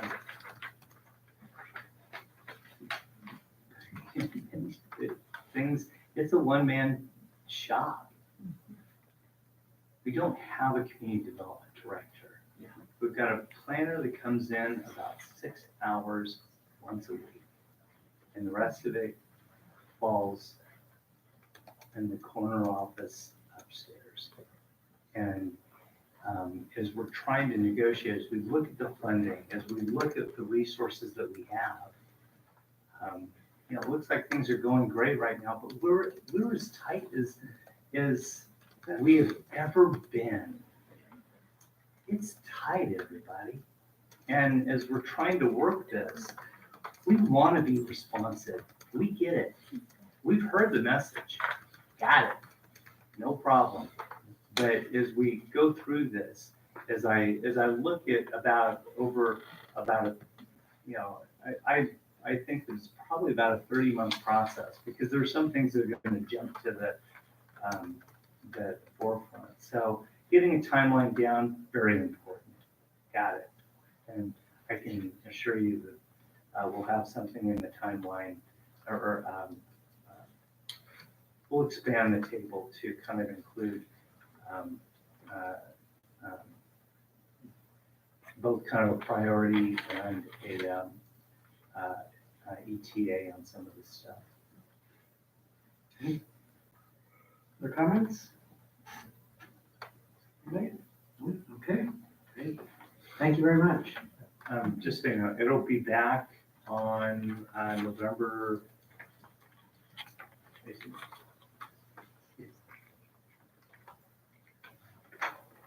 It'll be back on November 5th.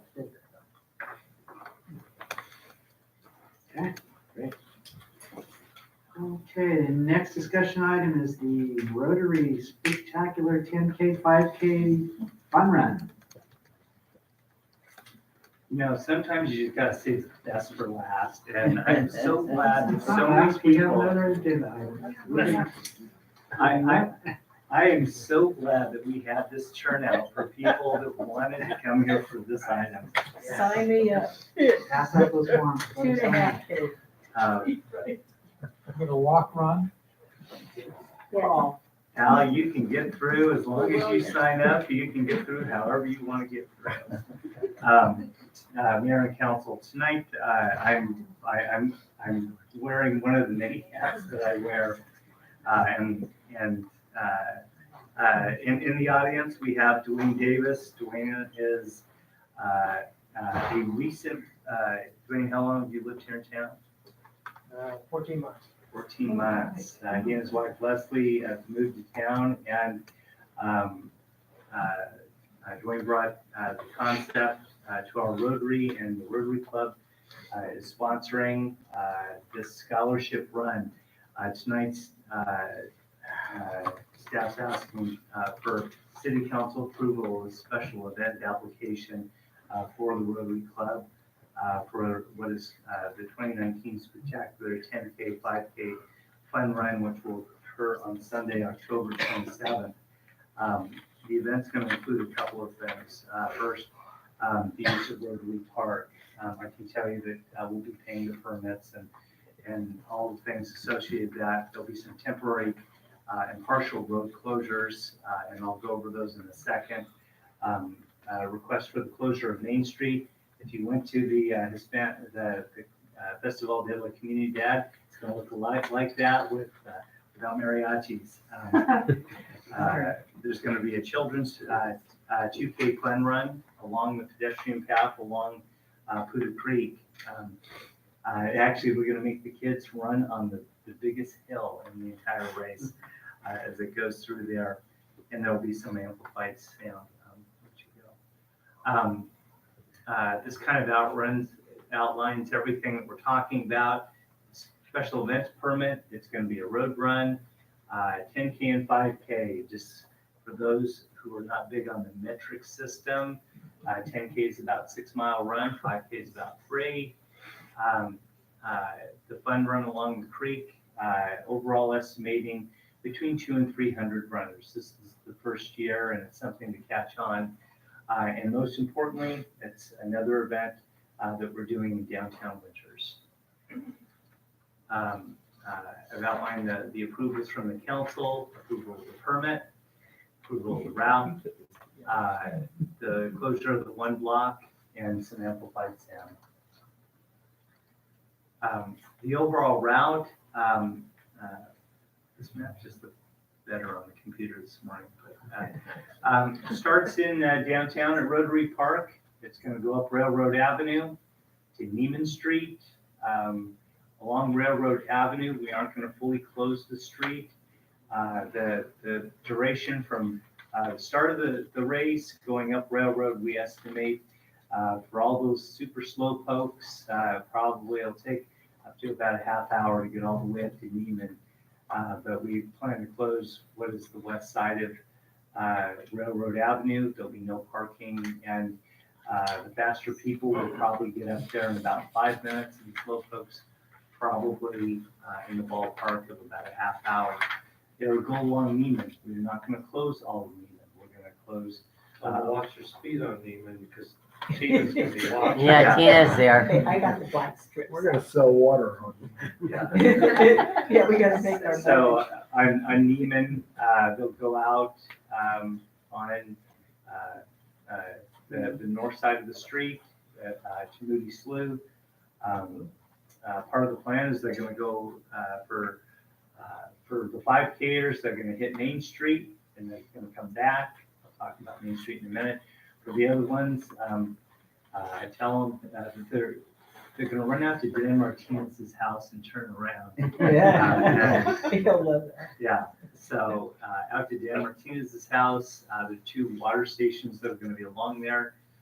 Everybody's gonna come up, starting at the outer boundaries of, the new portion of Main Street. Again, we're not gonna completely close Main Street. We're gonna have volunteers, basically manning each one of the intersections. But, we'll have the runners come back down Main Street. One of the things I forgot to mention, we will have police controls, on Grant Avenue. We estimate that it's probably gonna be max 15 minutes. We'll put the flashers at, Grant and Railroad. We'll get everybody through the intersection. We'll open it all back up. Like I said, Railroad Avenue should be 100%, probably within the first half hour. The runners will come back down, Main Street, and come back into town. They're gonna cross through Grant Avenue again. The faster runners, Dwayne and I and our planning committee have talked. Believe it or not, we think that there will be some knucklehead that's gonna get into the 5K. And there's somebody that will finish the 5K before, the last walker goes through, Grant and Railroad. So, there are some people that will be very quick. So we'll have, police out there just manning, those intersections. They'll come back in, through, core area. The plan is no parking. We'll create a running lane, going back into downtown, and, we will finish at the start and finish, which is Rotary Park. Again, that's another one of the, maps. One of the things that we're gonna do, for both 10K and 5K, we'll have cone barriers throughout the course, lots of cones. Dwayne sent the order for the, traffic control, 600 cones. That's a lot of cones. We'll have water stations with porta potties so that we don't have anybody going ultra marathoner out on the streets. We will have the limited closure of Railroad and Grant as well as flashing lights on Grant. Next. The one thing that we are going to do, nobody's going to really be selling anything in Rotary Park, but one of the cool aspects of being a runner is you get to go and meet all the product sponsors that do all the various things. So we will have a number of product sponsors and folks. So more display, more kind of a theme. Runners like to get free stuff, and they're going to get lots of free stuff, product sponsorships. There will be no alcohol as part of the race, but for racers that go over with their bib, they're going to be able to go to Hoobies, and so we avoid the whole issue of having a beer garden, et cetera, et cetera. They can go to Hoobies, they can go to Steady Eddies and get coffee, and it's all set up. And the other thing, I better say this because my wife is in charge of it, that there are going to be goodie bags and all those types of things that when people cross the finish line, everybody's getting a really cool medal, which is also a bottle opener for soda. That is cute. So how are we going to notify all this? First up, we'll do door hangers throughout the entire route to notify everybody. There'll be signage, which will post the route at least 6 days prior. There'll be volunteers at all the intersections. One of the things that we're going to use, we'll use Rotarians, we'll use the Interact Club, we're going to get some other athletes from the schools that are going to help us in manning all the various intersections, and most importantly, picking up all the cones and getting them out of the way. Basically, we're going to work with teams. So there'll be an adult with some young people. They'll be out there as soon as they can clear everything. They're going to pick everything up. So Like I said, there'll be no complete closures except for the one section on Main Street. I think that's it. I'd be happy to answer any questions that the council might have. On Vita. Are you gonna wear a costume? You know, I probably am. It is the spectacular run. We're gonna encourage our volunteers to wear costumes. Runners are funner people than they look, and I would guess that we will have lots of runners out there on the course. We are having a costume contest. We'll probably have better prizes for the kids than for the adults. So, yes, costumes.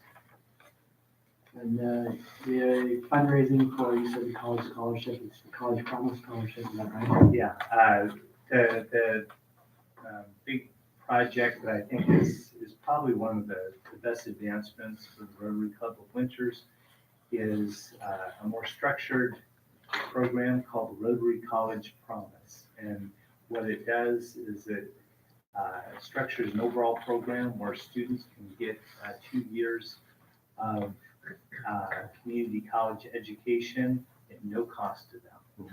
And Rotary comes in and is picking up not only tuition costs, but also books and other essentials and various fees and all that fun stuff. Okay, questions? Anybody in the public have questions? Tina? Yes, we can sign up.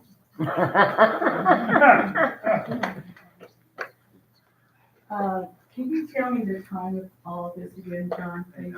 I'm sorry. It'll start at 8 o'clock. We guess that probably will, in your case, we'll probably be off Union Street by probably about 9 o'clock. We You knock estimate at our door so you can wake us up. you're gonna be out there. We're gonna put you right on the front. The other reason I'm asking is we have a consideration that St. Anthony's Mass is at 10:30, but they also have the 9 o'clock where they have the education for the children. They start at 9. And so there's a lot of parents that are dropping off their children. And so I just want you to have that in consideration. I don't know about the other churches on Main Street, but I'm just concerned about St. Anthony's. Yeah, probably the main thing you need to know is we're going through that intersection across from the church. Yep, we're gonna cone off and no park, what would be the west side of Main Street there, Right. but at no times are any of the traffic lanes gonna be closed down. The only thing is that we are gonna have a flashing light there, and I know that people going into St. Anthony's know how to get in there. There are ways. I'm just curious. Thank you. You know what, Dwayne, do you want to get up and, did I miss anything? Or? 50, covered it all. What's the cost? There's no cost. $40, $30. Let's see. The 1 mile is $20. The 5K is 30. And 10K is 40. And it's on the run sign up is the website. And majority of the race is going to be on the bike lane. Won't be any traffic. Yeah. So we're going off the bike lane. This has all been run through the police department, and they've given you thumbs up. They have, I'll tell you, the police department was tough on this whole thing. Actually, the chief and, it's great getting beat up by your police chief on the thing, but no, we've come up with an overall plan. Fire's gonna help out. We'll get everybody involved. Okay. Do we need a motion to approve this? I guess we do. I will open up for a motion if there's no more questions. Move to approve. So second, right here.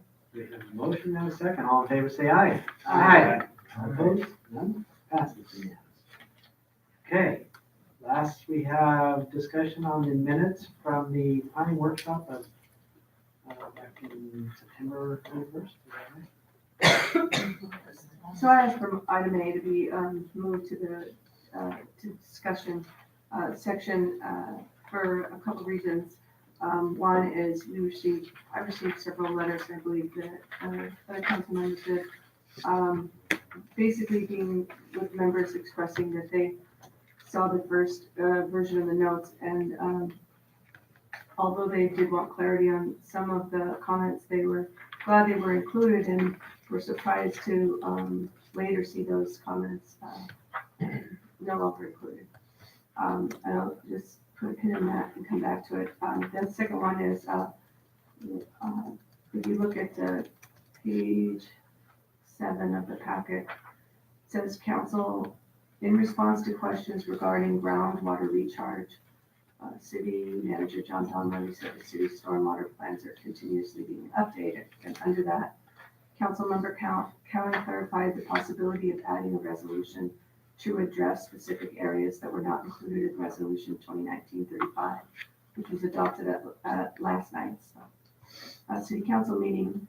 Ms. Shuden said council could at any time give direction and have the resolution brought back before council, but yet it wasn't in that the notes that we vote, or the planning section that we talked about earlier, and I wanted to get clarification.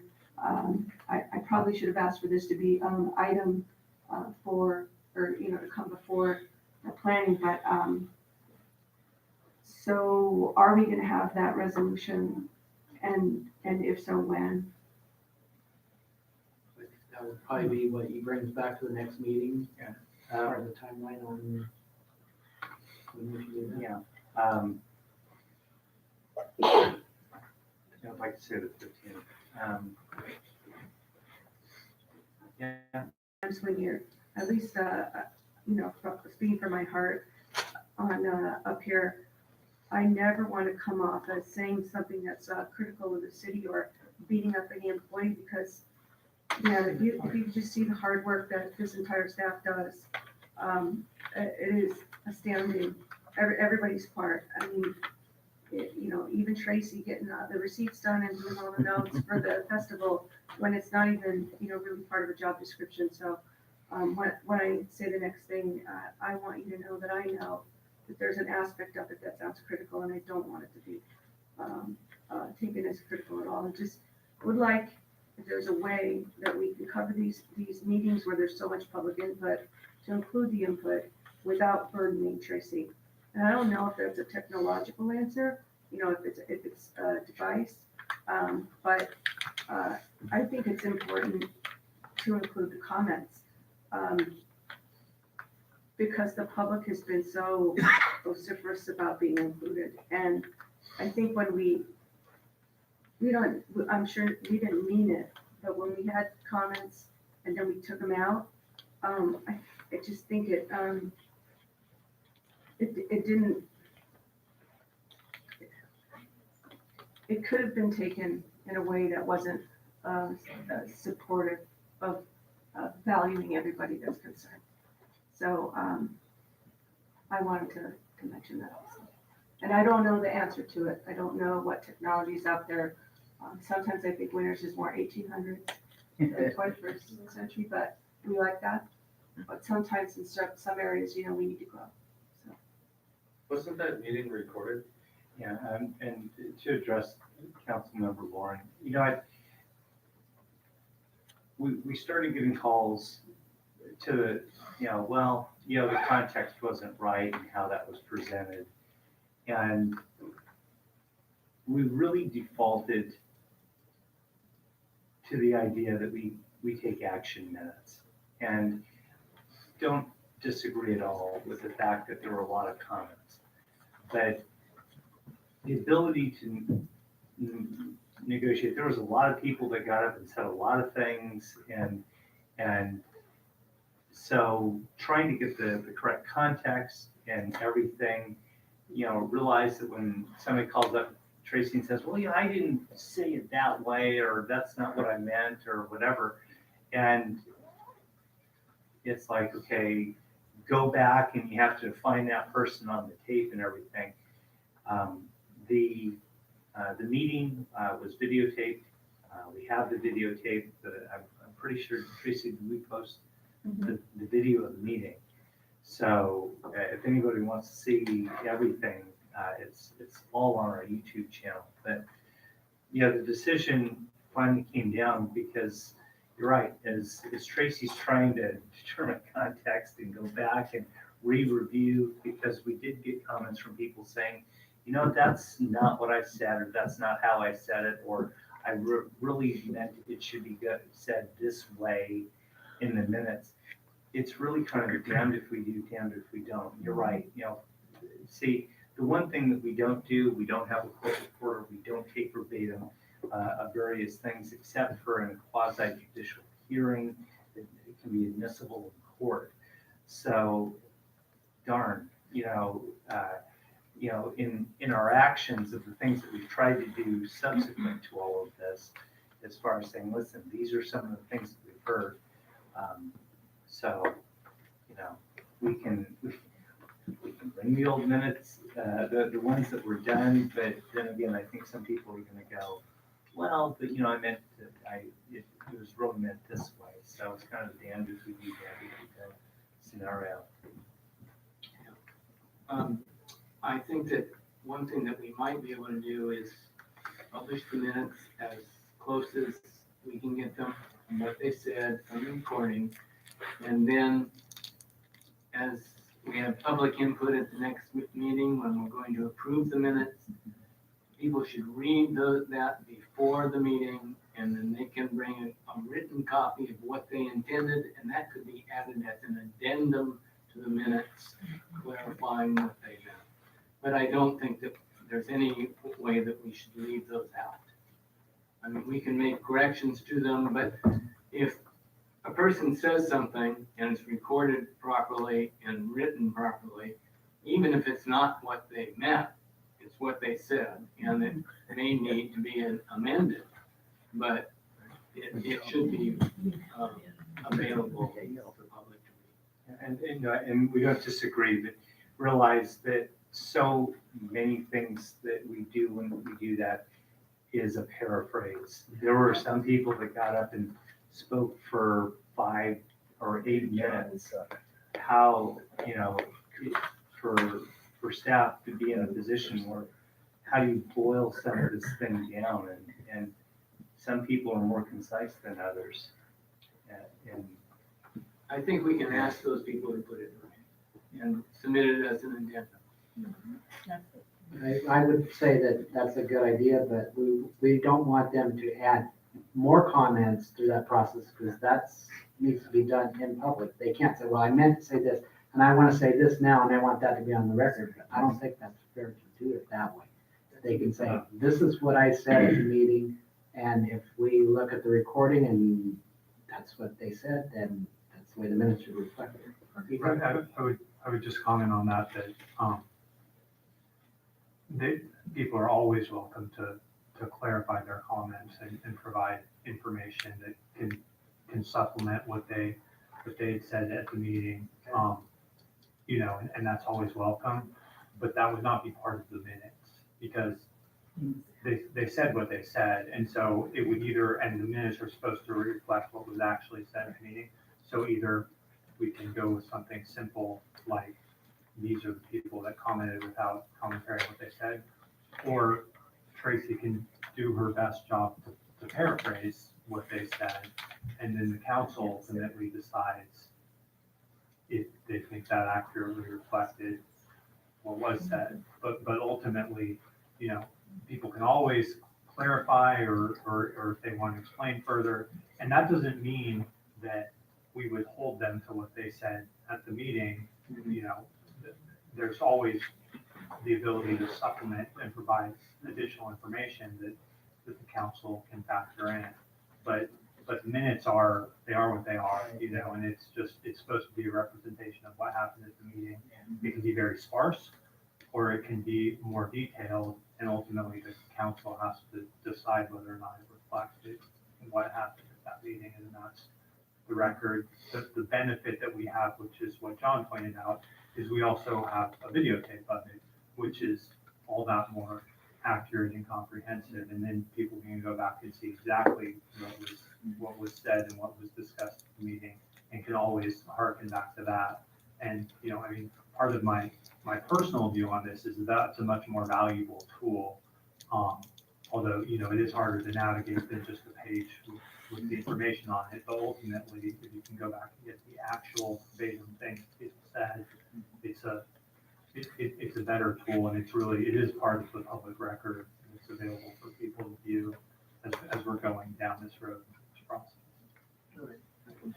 I would just say that when I look at notes and I read notes from other meetings and I need to know many opinions. I appreciate the notes that have a paraphrase in them, because then I can, if I want to dive deeper, I could go to the video. But still I have the gist of whether they were for or against something. And if there's a lot against, you know, I might go watch that video and find out why. But I like the notes that kind of include that paraphrase, because I think it makes me a better council member representing the public. And I think it makes the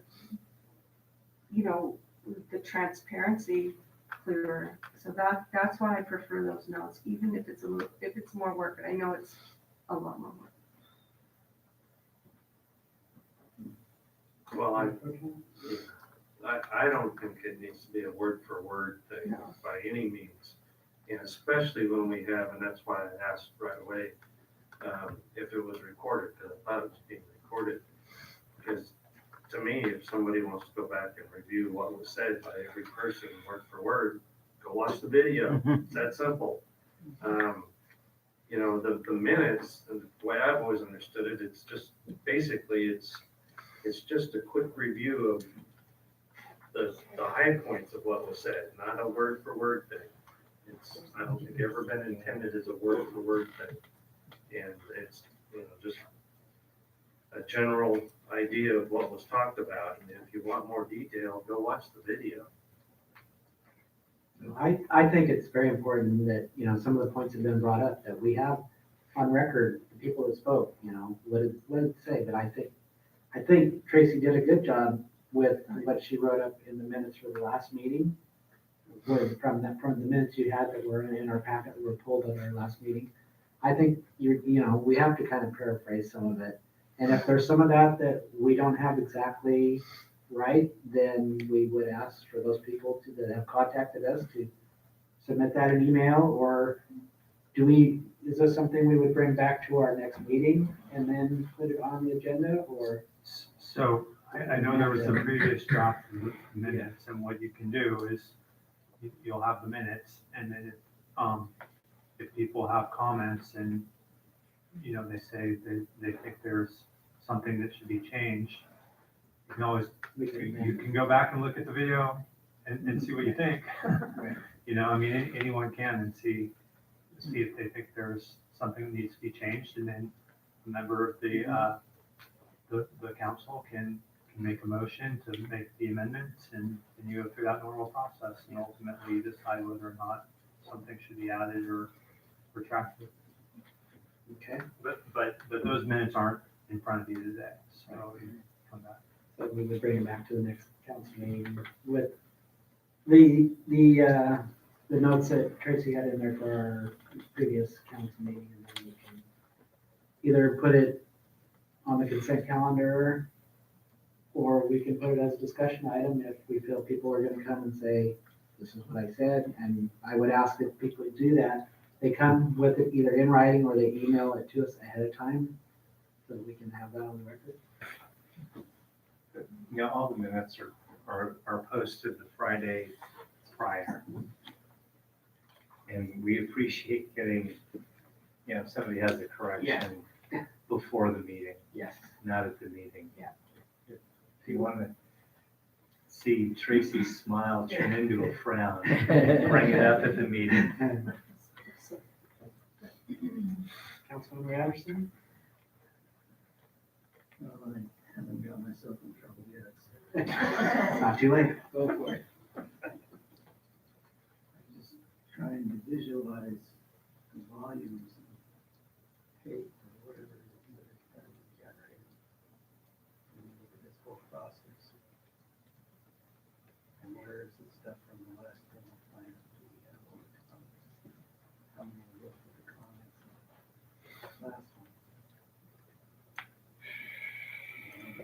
We do. We actually have a lot of comments. I think, whether it's this workshop or whether it's one talking about it, popcorn business in town.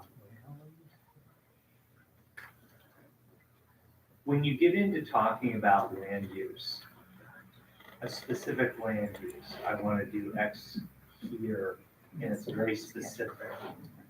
Because when you talk about property rights, where you talk about changing zoning or something like that, those become more a judicial hearing where you require, there's a submittal of evidence and information. And those things that would be subject to a court hearing. In the case of more of just an open workshop of people getting up and espousing their views on a more general topic, oftentimes those things are less specific, and it gets into the paraphrasing of like Tracy did last time. So we have minutes that are very specific. A lot of the time, those are taken literally by a court reporter, and we've had a court reporter here before. So it's, in this instance, we're trying to just find that sweet spot of where we can paraphrase without somebody getting up and saying, well, I talked, and, some people think that they're very provocative and are going to, you just missed that point that I wanted to do. We aren't going to cover the points that people make. We're going to cover the topic. They talked about land and air and water and farming or whatever. And that's what the minutes will reflect. Is there anyone out there in the public that would like to speak?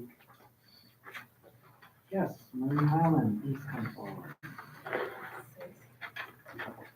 I was just gonna suggest, I used to work in the medical field, and one of the things the doctor started back when I was doing that was dragon speaking software, where it was recorded instead of putting it on paper, it was available by clicking on a button.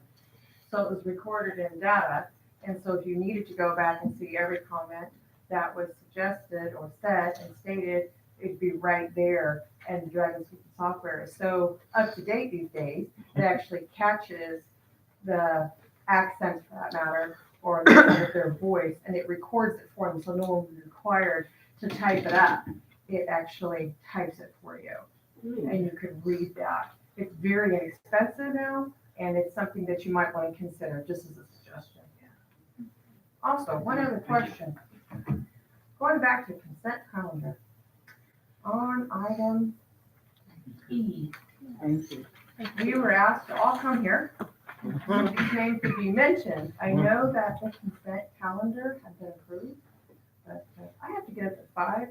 That's a lot of us. So we're just wondering if you're gonna come back and announce those names, so it's made in public record, please. Absolutely. Thank you. I think your suggestion about looking into that software is very good. I've heard that software as well. They use it on campus a lot. Yeah, very for certain popular. things, and so it's something that we can look into and see what the cost is and see if that's something that would work for these types of meetings when we have these public comments. Anyone else that would like to speak? Yes, please. Yes, Marlene. Yeah. I don't know if you heard Marlene Dowell, Road 92F. Back in spring, thank you very much for approving the Commission on the Aging. We understood that this evening, those names of the appointments would be announced. And so while we all wanted to hear about fire hydrants, we did come in part for the announcement of the new commissioners, because we do believe that this commission is going to play a very important role. And so it would be good to know who those folks are so we can celebrate them and also put them to work. Thank you. Thank you. So we will, after we finish our discussion item on the minutes from the workshop, we will announce those names. Yeah. Anyone else would like to speak on the minutes? Kate Laddish.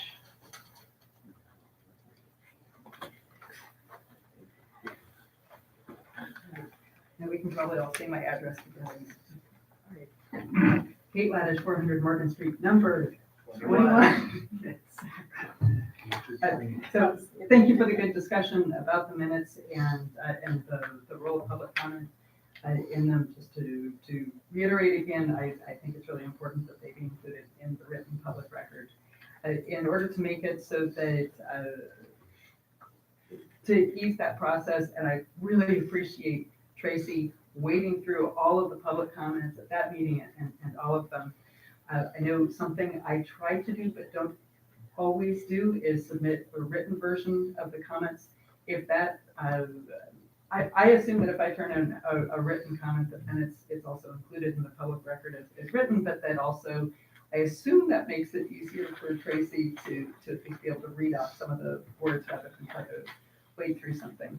If that would be helpful, that might be something for the public to know before we go into some of the hopefully big community meetings that would be coming up. Just kind of, if we give people the tools in order to make it, to ease the process so that they feel like their comments are included, but also to increase accuracy without burdening Tracy overly. I think that would be great. If we are going to rely on the audiovisual recordings of it, I think it's really important that we make sure that all the public meetings happen in a place where there is AV recording capabilities and that we make sure that the audio quality is good. That I think it just, and I think that also we should make sure that those recordings become, remain available. So thank you again for consideration of this and for the good and fruitful discussion of this. I think it's a really important item. Thank you. Anyone else?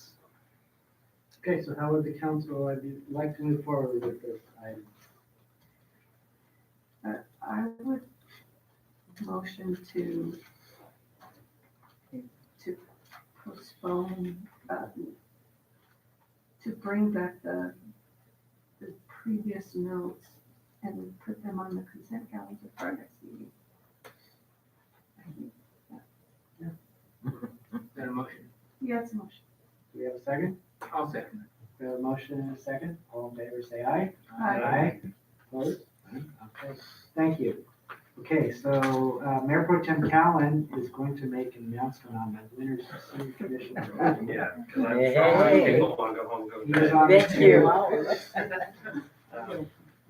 Yeah, back on June 4th, we adopted the resolution, and then I forget the date of when we did the interviews, but Councilmember New and myself conducted the interviews. We had a lot of really, I think, good candidates that bring a lot to the table and a lot of different things, and we were real pleased with everybody we talked to. A couple of them we did by phone interview, but we were real happy with everybody that applied and wanted to be a part of this. And then part of what we did was, because it's being set up like the planning commission, you don't want the whole committee to get reelected every time the term's in. So we split it up with picking a few to do 4 years, and then 3 to do 4 years and 4 to do 2 years, so that it alternates just like it does for the council and the planning commission. And we have Mary Ann Boyer on a 2-year term, and Michael Felson on a 2-year term, and Deborah Palmer on a 2-year term, and Arthur Standridge on a 2-year term. And then we have Marie Heilman on a 4-year term, and Tina Loudon on a 4-year term, and Cheryl Sandoval on a 4-year term. And our alternate member, somebody's, a standby member is Wally Pierce on a 2-year term. And that's what I would just say that, as Councilman Callen said, the people that came in to interview were really very good. I mean, they were high caliber people that wanted the job and knew what they were getting into, which is not always the case. So I was pleased with that, and I'm pleased with the way that this came out. And I hope that those of you that are on a 2-year term, and if you are interested, you can always reapply. But I think this is the only way that we can have an ongoing body that always has some background in what has happened and what is coming forth. So I hope that you're happy with what we've done, or at least will accept it and know that that's the best that we could come up with. And I think at this point, the next move is probably maybe Tracy send out something to find a date for a first meeting. And then one of their first actions will be to pick a chairman of the commission. So, And then they can set their schedule for their meetings and all that, they can take it from there. up to them when they want to meet and all that, but,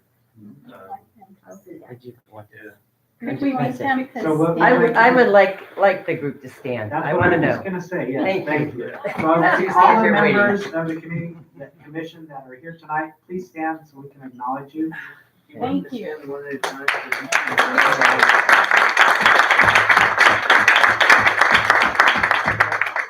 Thank you, everyone, for your interest in being on this commission. I know we've talked about this for a while.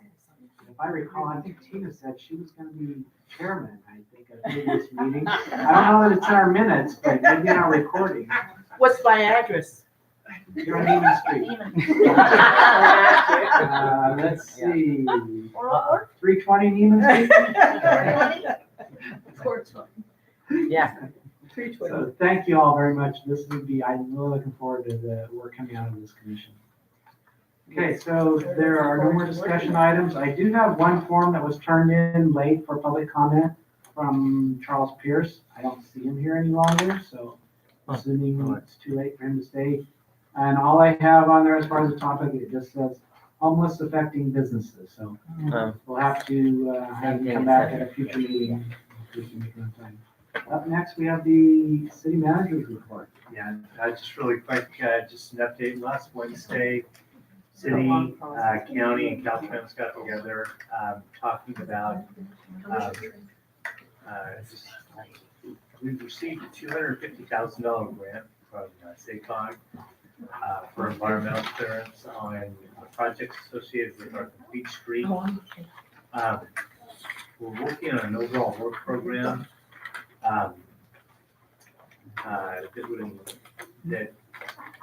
it'll be a pretty good collaboration, but we prioritized in order of trying to start positioning for some additional grant funds.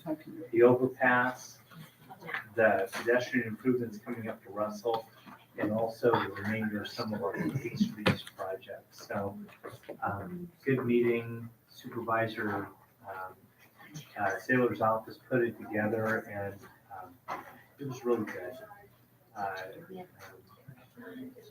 The way we ended the meeting is each of us, I assigned Alan Mitchell, our city engineer, county appointed one of the deputy public works people, and Caltrans is assigned their area project coordinator. They will come back with a task list, and I'll bring that stuff back to the council. Just to kind of tell you where we're going. Speaking of Caltrans, this Friday, we will be having what they call the District 3 coordination meeting. It's actually a big deal. Over the years, they've been doing it for the past 3 years, and we've seen a sea change in how we deal with Caltrans. They have really worked to be more customer oriented. They're listening. They understand the importance of project delivery on the city side on various things. I think one of the best things about SB1 is that Caltrans is now in a position that they have to compete. They have to bid. They have to bring projects in, and I think that's given them the understanding of why the cities scream bloody murder when they slow projects down. So this coordination meeting is actually a big deal. So myself and I think Eric Lucero are going to attend on behalf of the city. We'll be able to talk about maintenance issues. And then finally, the people at the Morgan Street Apartments set the new standard for when the city manager shows up to go to a meeting. Number one, the room was like packed. I would How guess big was what- the room? There were 41 people? Yeah, there were over 40 people at this meeting.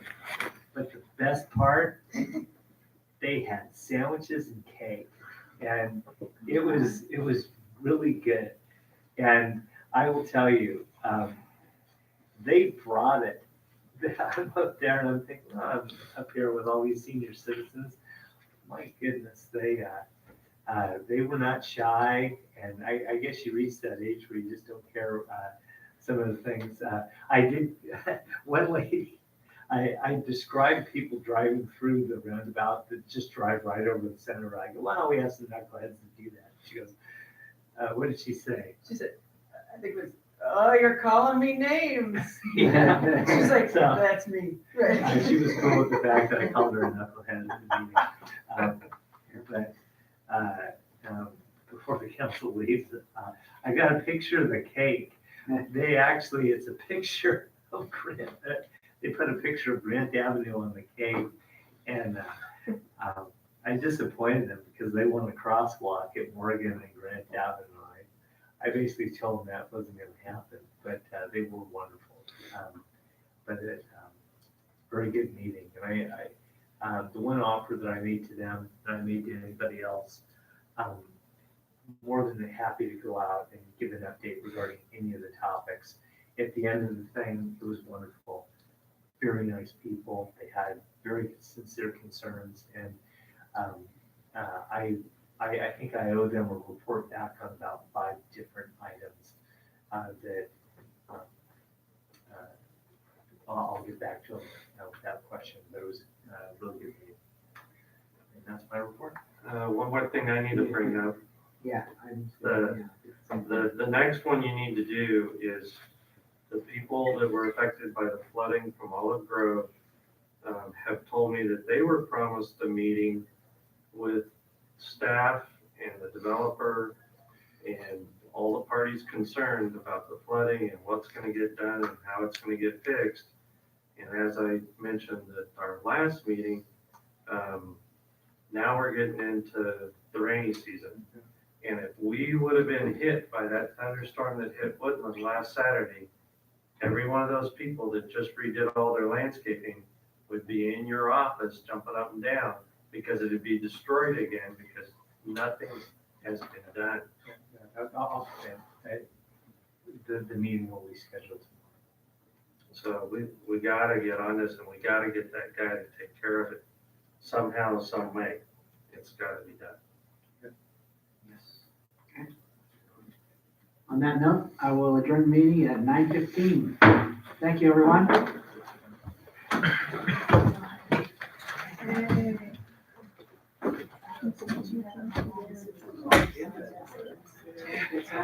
Yeah, I did.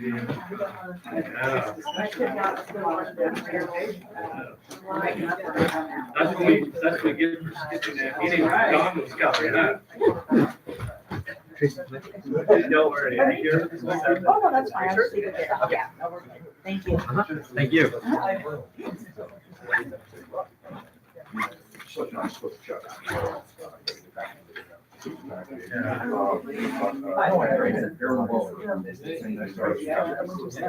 Oh, You got convicted of today. So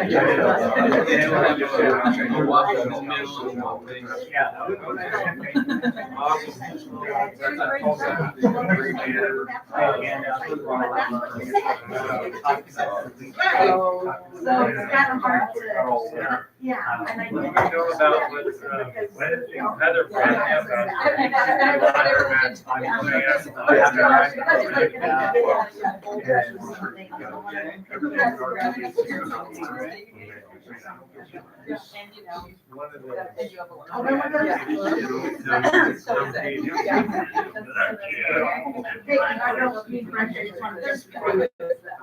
Yeah, no, I won't see that.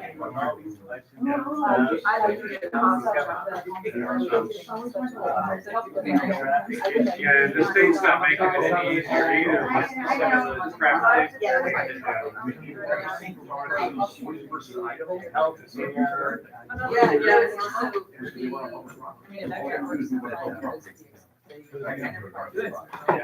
I know, that makes it hard. Oh, that's awesome. Okay. Good man. Yeah, so like, I came back, so he was telling me I crossed. Oh, man. Yeah. It's like there are 4 people in the band and they have like a sort of small photo and there's 5 of them. Yeah. And I think I'm just going to say because like, My daughter is out with a guy tonight who won 2 gold medals. Great, yeah. And the new. Brazilian. Really? For what? Swimming. Anyway, it's a new style. Val, something Murphy. But anyway, he won an individual gold medal and then he won a gold medal on the same group with Michael Phelps in the 4x100 swimming deal. She gonna teach him to run now or what? Or is he gonna teach her to swim? All right, great. She'll probably teach